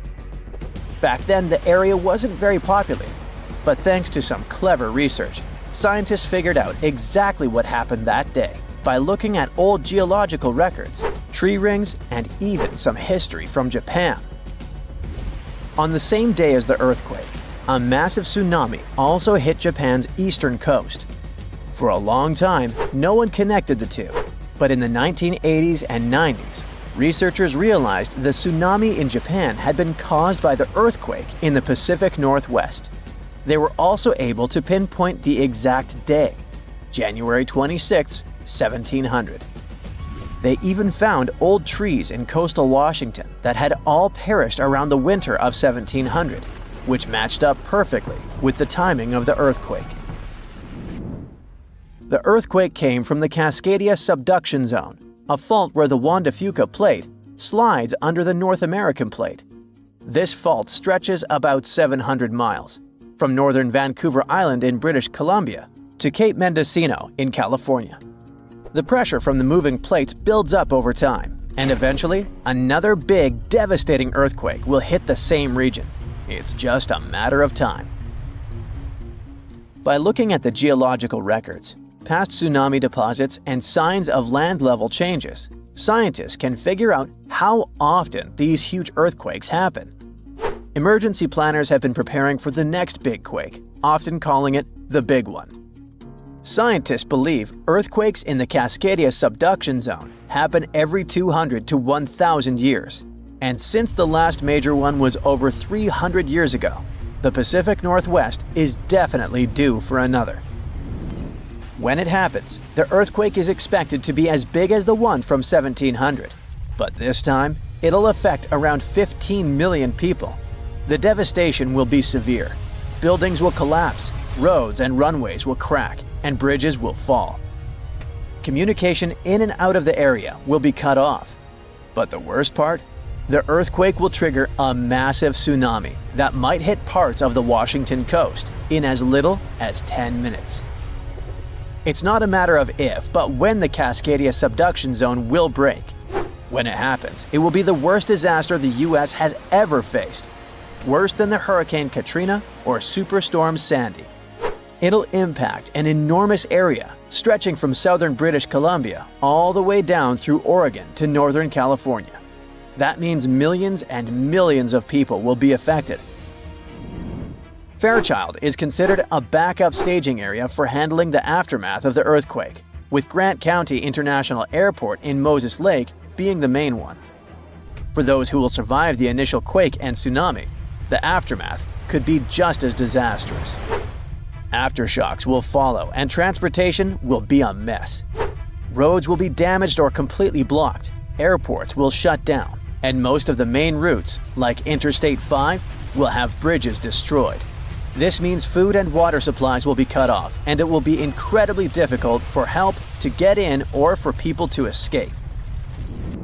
Gas pipelines will most likely be damaged too, and restoring them could take anywhere from a few days inland to weeks or even months along the coast. Power outages will be widespread within 100 miles of the coast throughout the entire Pacific Northwest. And water could be out for 3 to 7 months. Even telecommunications will be down for 2 to 3 months across the Pacific Northwest, Alaska, and even parts of East Asia. The good news for eastern Washington is that it will mostly avoid the worst of it, thanks to natural barriers between the west and east sides of the state. The tsunami may hit the Columbia River Gorge, but it will lose energy quickly because of a sandbar under the river. The Cascade Mountains will absorb much of the earthquake's impact, so the east side won't feel it as strongly. And since eastern Washington won't get hit as hard, it'll be up to them to handle the aftermath of the quake. That means helping western Washington, taking in refugees from the areas that got destroyed, and delivering supplies to where they're needed.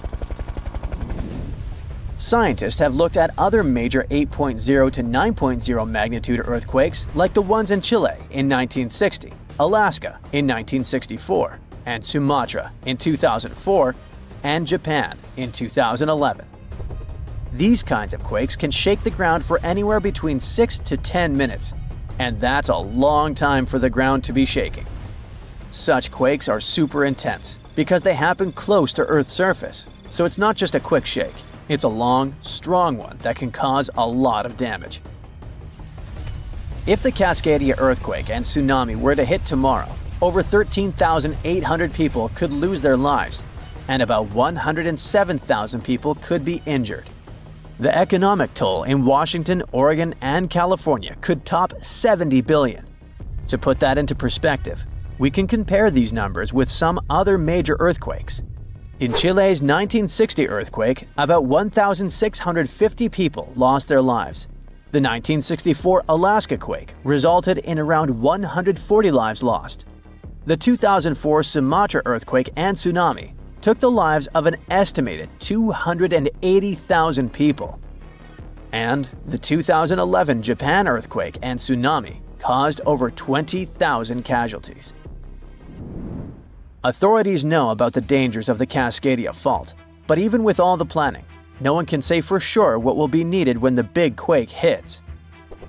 Right after the earthquake and tsunami, the areas outside the immediate disaster zone won't be able to help much because roads and airports will be destroyed, and resources will be limited. How can we deal with this kind of disaster and its effects? We don't have all the answers yet. Right now, let's focus on the Cascadia subduction zone. It's a huge fault line that stretches about 620 miles from Vancouver Island to Cape Mendocino in California, sitting about 93 miles off the coast. It's like one tectonic plate is slowly sliding under another. When the plates are close to the surface, about 18 miles deep or less, they get stuck because of friction, kind of like pushing two rocks together. Over time, this creates a lot of pressure. When the pressure finally becomes too much, the plates slip, causing a massive earthquake. This is called a megathrust earthquake, and it can be huge. Below the area where the plates are stuck, there's a zone where the plates move really slowly. We're talking about just a few inches every few months. This slow movement helps to release some of the pressure, but it also builds up more pressure on the parts of the fault that are still stuck. This means that over time, it increases the chances of a huge earthquake happening. These massive quakes, called Great Subduction Zone earthquakes, can be stronger than magnitude 8.5. Megathrust earthquakes are the biggest earthquakes that happen. They can go over a magnitude of 9.0, which is insanely powerful. Just to put it in perspective, a magnitude 9.0 earthquake releases 1,000 times more energy than a 7.0 and 1,000,000 times more energy than a 5.0. These earthquakes happen when a lot of pressure builds up in a part of the fault that's locked, which means the plate can't move past each other. When that pressure gets too high, the fault finally ruptures, releasing all that built-up energy in one massive shake. The Cascadia subduction zone is super long. That's why if it were to rupture all at once, it could produce a large earthquake. Scientists have studied this region and found that about 18 miles below the surface, the fault is completely locked. The plates there aren't sliding past each other. But deeper down, the plates start to slide more smoothly, causing less friction. This is important because it tells us how much stress is building up in that locked zone, and how it could eventually lead to a major earthquake. A magnitude 15 earthquake has the potential to completely destroy our planet and evaporate all the water in a matter of seconds, leaving Earth uninhabitable. Over 500,000 earthquakes happen annually, but none have a magnitude of 15. 90% of quakes occur in the terrifying Ring of Fire zone located around the Pacific Ocean. The ground there is like jello. It shakes almost constantly. The most powerful earthquake to have ever struck Earth had a magnitude of 9.5. That much power can lengthen or shorten the day. But there's probably an earthquake in the confines of your own home now caused by a speck of dust landing on a table. But it has a power of negative 15 magnitudes.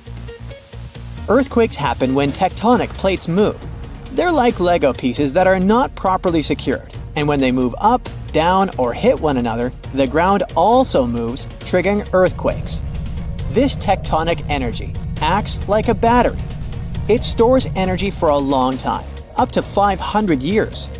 When this stored energy is released in a sudden burst, the consequences are horrifying. Even the strongest structures submit to this relentless force that leaves a trail of destruction in its path. In some instances, earthquakes can even trigger tsunamis, amplifying the chaos. Such a crazy amount of power can split the ground open and cause severe damage. The strength of an earthquake is measured by the Richter scale, but now it's being replaced by the moment magnitude scale. When there's an earthquake, we hear about how strong it is. It's usually from 1 to 10. Luckily, we haven't had a Richter scale earthquake yet. The most powerful earthquake to have ever happened in modern history occurred in Chile in the 60s. It was around 9.5 on the Richter scale, and it altered Earth's rotation and messed up the length of the day by around 2 milliseconds. It also triggered a massive tsunami and affected a vast area of 155,000 square miles. The Richter scale doesn't actually have a limit. Still, anything above 25 doesn't need measuring, because if that ever happened, we would simply turn into dust, and nobody would care to measure this disaster. As we said, the strongest earthquake had a magnitude of 9.5. If this magnitude had been just 0.5 stronger, it would have created a ruptured line 2,174 miles long. That is almost 7 times the size of Wyoming. A magnitude 11 earthquake would create a crack halfway around the world. Massive tsunamis would hit coastal areas, destroying everything, and Earth would get into a massive environmental crisis. If you love hiking, you would have new mountains to explore, created by the terrifying earthquake. Even the temperature would increase because of volcanic eruptions and the resulting greenhouse gases. It would turn our planet into a hot oven. The safest places would be far away from any buildings, seas, oceans, and mountains where there would be a low chance of a landslide. Countries unprepared for earthquakes would be totally destroyed, and cities would turn into piles of rubble and dust. Going up on the Richter scale would only make things worse. But don't worry, an earthquake of that power is impossible. Earth's crust doesn't have enough energy to produce such earthquakes. But there is something that has much more power and can produce mega earthquakes. Asteroids are powerful enough to destroy our planet, as we all know from the dinosaur era. That asteroid was around 6 miles long and it caused massive damage to the planet. It triggered earthquakes that shook the ground constantly for months. These terrifying quakes were about 50,000 times stronger than the Chile earthquake. They also triggered a tsunami that was 30,000 times more powerful than the Indian Ocean tsunami. And the latter was one of the most devastating tsunamis to have ever struck Earth. The earthquakes caused by the asteroid had a magnitude of 11, making it the most powerful and scariest natural disaster ever. And let's hope it stays that way. The Indian Ocean tsunami affected only certain areas of the world. Meanwhile, the asteroid tsunami affected every part of the world and had 33-foot-tall waves. Even if you had traveled to the most remote place on Earth, you wouldn't have been able to hide from this Grim Reaper. A 15-magnitude earthquake wouldn't be 15% stronger than the Chile earthquake. The scale doesn't work like that. It would be around 100 million times more powerful than a 9.5 magnitude quake. It could make all the water on Earth evaporate, leaving us devastated and without any H2O to survive. All ecosystems would collapse, all food chains would be broken, and only some super strong bacteria would probably survive the impossible. That is only a fraction of the frightening things that could happen. The ocean is like the AC for our planet. Without it, Earth would be super hot. The ocean also serves as a shield from the sun's powerful rays. It acts as a heat absorber and cools Earth. Scientists think that the most dangerous thing would be the inability of Earth's crust to survive the violent shakes of the 15-magnitude earthquake. If our planet miraculously survived and didn't turn into dust, there would be massive openings in its crust. The ground would become gelatinous. It would randomly move up, down, left, and right, and no building would survive that. Our civilization would be brought back to the Stonehenge era. Tectonic movements like this are devastating. A similar thing happened in Japan when tectonic plates moved 165 feet from each other and then snapped back together, creating a 9-magnitude earthquake. No place on Earth is immune to this bone-chilling natural phenomenon. Still, certain places have higher chances of being destroyed than others, like the Ring of Fire, where 90% of earthquakes happen. This is a place where earthquakes are almost everyday occurrences. The Ring of Fire is located in the Pacific Ocean. It forms a ring around the continents that surround the Pacific. There, several tectonic plates meet, creating highly unstable ground. To make the problem much more terrifying, 75% of active volcanoes are located in this area. 90% of dormant volcanoes are also there, making this place extremely dangerous.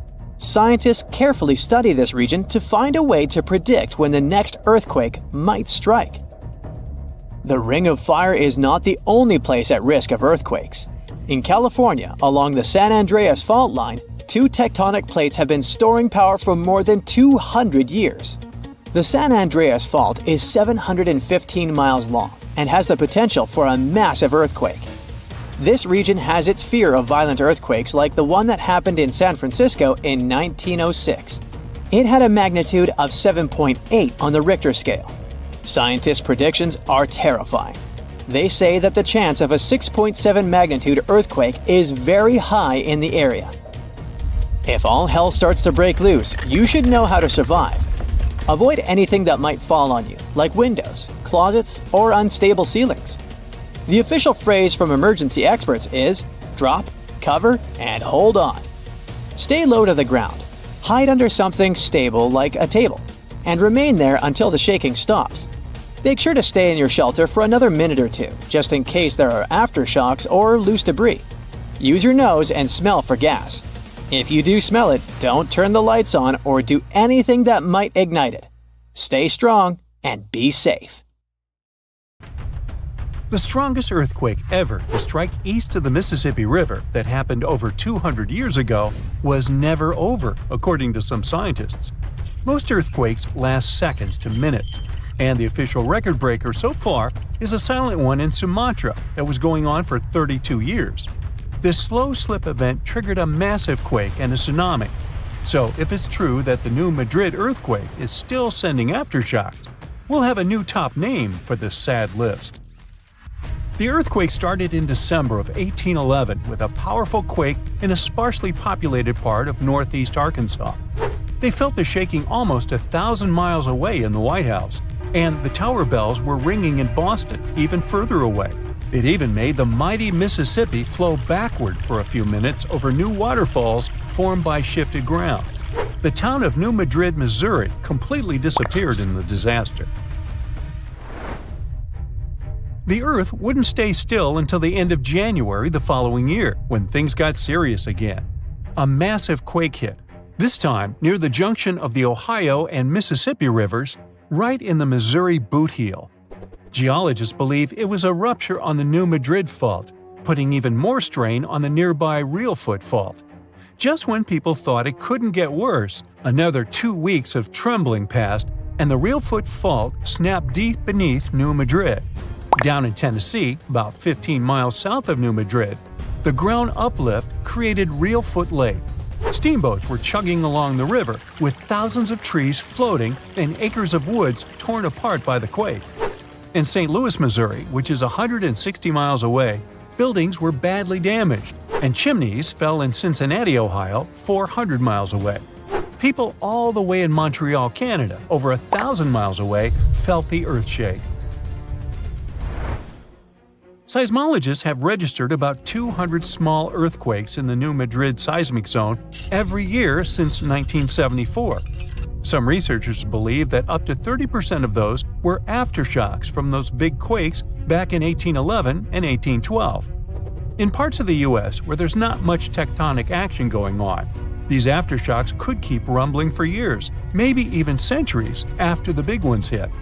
Aftershocks are the Earth's way of releasing all that built-up stress from the main quake. When the ground shakes from the first earthquake, it puts a lot of pressure on the rocks nearby. And when those rocks can't take it anymore, they crack, causing even more shaking. That's the aftershock. And they can be pretty intense, especially right after the main quake, but weaken over time. Not all scientists agree that contemporary earthquakes have to do with those from 200 years ago. We mostly associate faults with those lines where Earth's plates meet. But there's a whole network of those right under the center of the North American plate. They're like relics from 750 million years ago, when North America was part of a supercontinent called Rodinia. When Rodinia started to break up, it left behind these rifts, weak spots in the Earth's crust that run deep beneath the modern Midwest. It could explain the earthquake action. An international team of geologists decided to take a fresh look at 3 major earthquakes that shook North America and end the debate. They used a new math method called the nearest neighbor. It says that if earthquakes are too close in space, time, and magnitude to be independent background events, then one is assumed to have triggered the other. Depending on how you look at the numbers, somewhere between 10 to 65% of the recent quakes in the region could be aftershocks of those historic earthquakes. And a huge quake that hit Charleston, South Carolina at the end of the 19th century might explain up to 72% of the earthquakes in the area since then. But not all places are the same, so the scientific debate continues. In 1774, British explorer James Cook noticed a glow in the distance. It was the volcano of Mount Yasur in Vanuatu. This bad boy had been spewing lava and ash ever since, and it's quite likely that it's been doing that for way longer. The volcano has been sitting at alert level since October 2016, which means things are really unsettled around there. They've even marked off a 2,000-foot radius around the crater to keep people safe. There have been low to moderate outbursts, shooting out ash, gas, and steam, and some bigger blasts throwing stuff outside the crater. Satellite images have picked up on some hot spots of sulfur dioxide plumes, showing that Yasur is still cooking up a big storm down there. Stromboli, one of the volcanic islands near Sicily, officially has the Guinness World Record as the longest continuously erupting volcano. It has been putting on a fiery show for over 2,400 years straight. Ancient sailors nicknamed it the Lighthouse of the Mediterranean. Most of the time, Stromboli's just spitting out spatter, but every now and then it throws in some lava flows or shoots up some moderately high fountains. Sometimes you might even catch a glimpse of steam-driven outbursts. Over 200 million years ago, the world went through a major makeover, with not one, not two, but 4 massive volcanic eruptions changing the game. It all happened in Rensselaer, a large chunk of island that used to be a supermassive volcano stretching across what's now British Columbia and Alaska. This volcanic activity might have helped dinosaurs grow from cat-sized critters into giants we saw in Jurassic Park. It kicked off a 2-million-year rainy season. It made the whole world hot and humid, and the dinos just loved it. Researchers dug deep into sediment layers beneath an ancient lake in China to uncover these secrets. They found traces of volcanic ash and mercury, clear signs of those epic eruptions. There were carbon signatures showing huge spikes in carbon dioxide levels, making the atmosphere toasty and the rain pouring down. It all happened in 4 separate pulses, each triggered by those monstrous volcanic blasts.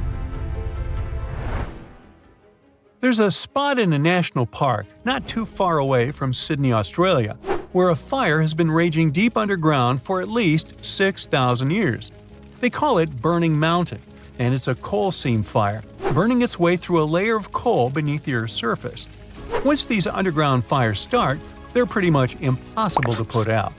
This ball of fire is up to 30 feet wide and extremely hot, but there's no flame, it's smoldering. The fire has been creeping along at a pace of about 3 feet per year. A local farmer first spotted it in the 19th century and thought it was a volcano. The people who have lived here for ages believe this place is sacred. They've used it for cooking and crafting tools, and tell that it started from a widow's tears or the torch of a hero. But experts think it could have been a lightning strike or coal heating up like a summer barbecue from the interaction with oxygen. Some say it might have been burning since before the dinosaurs roamed the Earth. No one knows exactly how long this mountain will burn or in what direction it'll move. Right now, the coal has enough oxygen to burn for centuries or even millennia without human intervention. The fire is heating up the mountain like a giant oven, making it crack and crumble, inviting in more oxygen to feed on. Even if humans decide to take action, these coal seam fires need truckloads of water and liquid nitrogen to tame them. Several years ago, explorers noticed that the smolder was creeping close to a cliff overlooking a little river. And depending on what the coal seam decides to do next, we could see some dramatic changes here in the coming decades. There could be flames with much more heat, or the coal seam could go deep, extinguish itself, and smolder out. So, since 2000, the world has been hit with more than 1,700 earthquakes with magnitude greater than 5. Many happened around the Ring of Fire, located around the Pacific Ocean. In North America, the biggest threat is the San Andreas Fault Line, which can create an earthquake of a magnitude higher than any other, earning it the spine-tingling nickname, the Big One. The potential destruction of California is a terrifying prospect that could have unimaginable consequences. But the Big One is just the beginning of what's to come. Bad news! Scientists have predicted an earth-shattering event that will occur in 2030. Like it or not, there's a 70% chance that we'll experience the Big One, and it will be an earthquake with a magnitude of 6.7. The San Andreas fault line will cause the Big One, but what is scary is that we can't predict it. On the other hand, a massive earthquake occurs every 100 years. This means there's always time to prepare for a natural disaster. If we traveled back in time, we'd see a few significant earthquakes like the ones that wiped out San Francisco and Fort Tajon. Buildings made a long time ago are not quake-proof. They will collapse. Even if they survive, you should not enter them. But buildings are not the most dangerous part. You should watch out for electrical lines and gas pipes. Your hill house might be lovely, but it is extremely unsafe.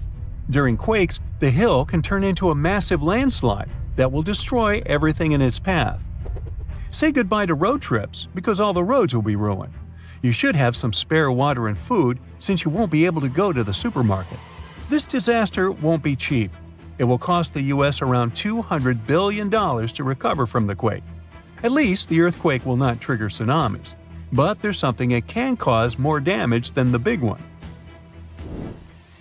The notorious Cascadia subduction zones start in California and ends up all the way in Vancouver, Canada. The San Andreas fault line is nothing compared to this zone. It can wipe the whole coast off the face of the Earth, an example of hyperbole. Subduction zones are tectonic plates forced to be one under the other and constantly pulling apart. One is called the North American Plate and the other is the Juan de Fuca Plate. Zones like these are not to be messed with, since they are terrifying hotspots for earthquake activity and extremely dangerous because they cause massive underwater quakes. But they are underwater, so what can they do to us? Well, they can cause giant tsunamis, flooding cities, and destroying the coastline. Right now, the most active zone is the Ring of Fire. The Cascadia zone might be less active, but it is like a sleeping beast that can wake up and destroy everything in its path, causing a groundbreaking earthquake. The last time all this stress was released was in the year 1700. Unlike the San Andreas quake, this one will cause massive tsunamis and much bigger shocks. Let's hope you'll be camping in an open field at that time, because most buildings and bridges will likely be destroyed. Also, be ready for the aftershocks, as they'll be devastating. Nature won't be spared either. Landslides will change animals' habitats. Even our homes will be changed forever. Luckily, there is a light at the end of the tunnel, and scientists are doing everything they can to ensure our safety. New rules are implemented. Every new building must be able to withstand massive shocks. They're developing modern warning systems, and every new infrastructure must follow strict quake-proof guidelines. The Juan de Fuca and the North American plates are locked together, but they won't stay like that forever. When they unlock, get ready for a massive shake. The closer you are to the epicenter, the more damage you'll experience. But even if you are lucky to be far away, you may still feel the ground shaking for some time. Now, if we compare the Cascadia subduction zone and the San Andreas fault, we'll see how much more dangerous the Cascadia zone is. In 1994, there was an enormous 6.7 magnitude earthquake in the Northridge area, close to the San Andreas fault. Sadly, many people didn't make it, and some were injured. Back then, buildings were not strong and earthquake-proof, and many of them were damaged. The Cascadia subduction zone can potentially cause a magnitude 9 earthquake. A magnitude 6 quake has the power of around 44 million pounds of dynamite, but a magnitude 9 has the power of 44 trillion pounds of dynamite. The strongest ever recorded quake was in Chile. Its magnitude measured 9.5, and it destroyed most everything. So let's say you've survived the quake, but the struggle is far from over. Soon after, a massive tsunami will strike, with waves that might reach up to 100 feet in some areas. That's so unlike the San Andreas earthquake, which can't produce any significant waves. So say goodbye to your beautiful garden, since salt water will destroy trees and plants, changing the environment for a period of time. The only positive thing will be you won't need Halloween decorations, because all those dried out trees will resemble a ghost forest. The combination of waves, quakes, and the sheer size of the area will make this natural disaster much more dangerous than any caused by the San Andreas Fault or the so-called Big One. A quake similar to this happened around 300 years ago. Many more have been recorded in the past 3,500 years, proving that they continually occur every 400 to 600 years. So, technically, we have around 100 to 300 years before the next big one hits. We still have no idea how exactly the Cascadia subduction zone works, because we discovered it in 1970. This zone is super scary because it can cause big earthquakes. It was found by accident when researchers studied the Ring of Fire.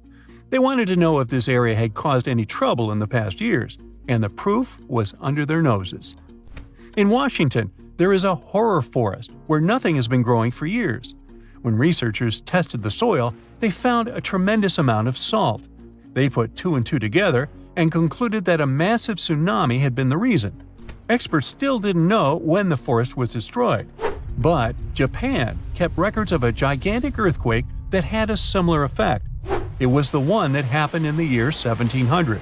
There is a 1 in 3 chance that the next one will occur in 2050. You must know how to survive the Canadian earthquakes and make it out unscathed, so listen carefully. Those who live in this area have almost no experience with earthquakes like this one. Surviving the quake is relatively easy, but the tsunami coming afterwards is the real danger. After the shake, find the highest ground and go there. Only bring the essentials, like food and water.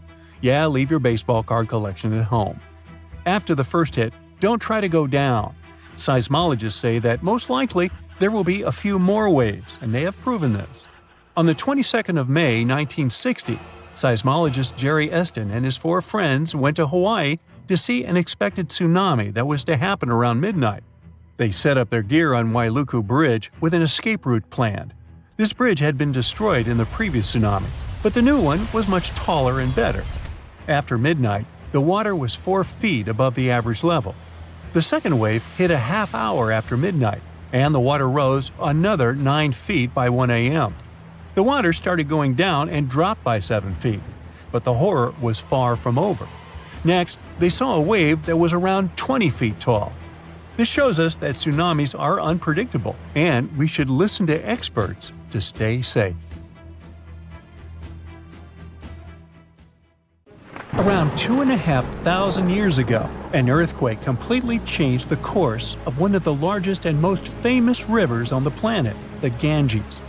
Now, it's normal for rivers not to sit in one place, so if you live next to one, it could also just disappear without a trace or flood the whole city one day. In the case of the Ganges River, a supermassive earthquake became the reason for this dramatic change. Scientists say it might happen again, and it would be a huge problem for millions of people who depend on this river. The Ganges River starts as small streams in the Himalayas and travels a long way, over 1,500 miles. Along its journey, it meets other big rivers before all the water flows into the Bay of Bengal. The Ganges has the largest delta in the world among all rivers. Just like many other rivers in the region, it slowly changes its path over time. These changes, if they happen when a river wears away its banks, usually takes a long time, sometimes decades. Scientists have discovered that the Ganges-Brahmaputra river system has shifted several times over the last 6,000 years. When they looked at satellite images of the Ganges Delta, they noticed something interesting. There was a crescent-shaped dip in the ground about 28 miles away from where the river is flowing now. This depression was over 1 mile wide and stretched for many miles. They thought it might have been an old main channel of the Ganges River a long time ago. In 2018, the team decided to visit the area to check it out for themselves and take samples to learn more about it. While driving back home, they noticed a pit where someone was digging dirt to create a pond. The next day, they planned to fill it with water, but the researchers spotted something strange in the dirt. There were vertical bands of light-colored sand mixed into the darker mud. These special layers are clues from the past. They show that an ancient earthquake made sand and water shoot up from below the ground and created sand volcanoes that were trapped in time. The scientists studied the sand and mud and figured out that these earthquakes happened around 2,500 years ago and were strong, with magnitudes of 7 to 8. The epicenter was over 110 miles away from the main stem of the river, but it was powerful enough to displace it. It could have affected around 140 million people. The Ganges-Brahmaputra system is close to spots where Earth's tectonic plates meet, so earthquakes happen here often. There's no danger right now, but scientists think that another massive earthquake could happen in the next few hundred or thousand years. It could threaten up to 170 million people. That's about half the population of the U.S. No one can predict exactly when an earthquake will happen or how strong it will be. Learning how earthquakes in the past moved rivers helps scientists figure out patterns and make guesses about similar events in the future. This knowledge could help us prepare better and create safety plans before another big earthquake strikes. Now, the Ganges isn't the only river at risk. The Yellow River, the Irrawaddy River, and rivers in the United States like the Klamath and San Joaquin all face similar dangers. The mighty Mississippi River has also switched its path many times over the last 7,000 years. Right now, there's a huge system of dams and barriers called a control structure in central Louisiana. This structure's job is to stop the Mississippi from spilling over its banks and joining a nearby river. But scientists think that, in theory, these barriers wouldn't handle megafloods. So the Mississippi could break free and change its course again. This would cause massive problems, especially in southern Louisiana. One of the recent examples when a river changing its course caused disaster was the Kosi River in India. In August 2008, over just a few days, the river's path shifted by almost 60 miles, which is a huge change. Floods happen in some parts of the state rather often, but they hadn't seen such strong ones in over 50 years. They affected around 1,000 villages and 3 million people, and about 1 million people had to be evacuated to safety. Since many of these people hadn't faced floods in so long, they weren't ready to handle it quickly. It caused even more damage to their homes and lives. Scientists have been trying for decades to figure out what exactly makes rivers suddenly change their course. A new study explains that two things work together to make a river to do it. This process is called avulsion. First, there's the setup, which is like building up tension before something big happens. Over time, sediment, sand, dirt, and other stuff carried by the river gets deposited in certain places. It either raises the river above the land around it or makes a nearby slope steeper than the river's current path. Then there's the trigger, which is like the final straw that makes everything happen. This trigger could be a big flood, an earthquake, or even something like a pile of logs blocking the water. Now, researchers looked at satellite images of about 170 cases of avulsion from the past 50 years. They noticed these events happen most often near river mouths and near mountains. Rivers were about 3 times more likely to change course in these places than in the areas between them. They also studied 58 river channels in detail, using super clear maps to measure super elevation. That's how high the river is compared to the land around it. They also measured slope advantage. That's how steep a new path might be compared to the river's current one. They found that near mountains, rivers often pile up so much sediment that they become super elevated and spill over.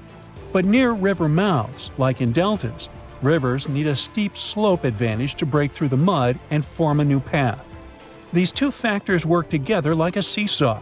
If one is stronger, the other doesn't need to be as strong for an avulsion to happen.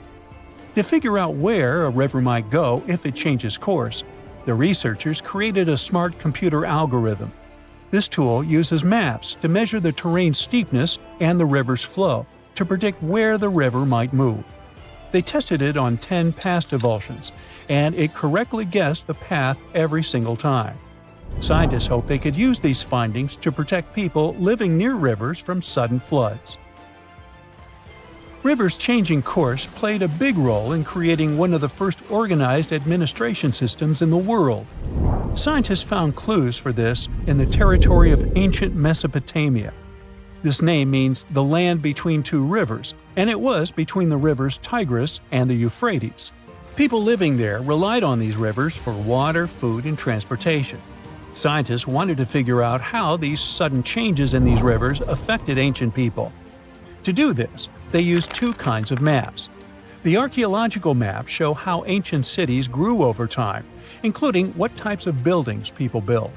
Certain buildings, like big palaces or city walls, could show when each city first had an organized administration. The second kind of map showed where the Tigris and Euphrates rivers flowed long ago. They often shifted, sometimes slowly, and sometimes very quickly and dramatically. Around the year 5000 BCE, Mesopotamia started to become drier and farming became harder. Farmers had to grow their crops near rivers, where they could use the natural floods to water their fields or dig little channels to bring river water to their plants. Because farming was so important, towns and cities grew near the rivers too, so people could stay close to their food. But when a river suddenly changed its course, people didn't give up. They worked together to dig long canals to bring water from the new river path back to their fields. The canals helped them get water again, and the administration buildings showed they were organized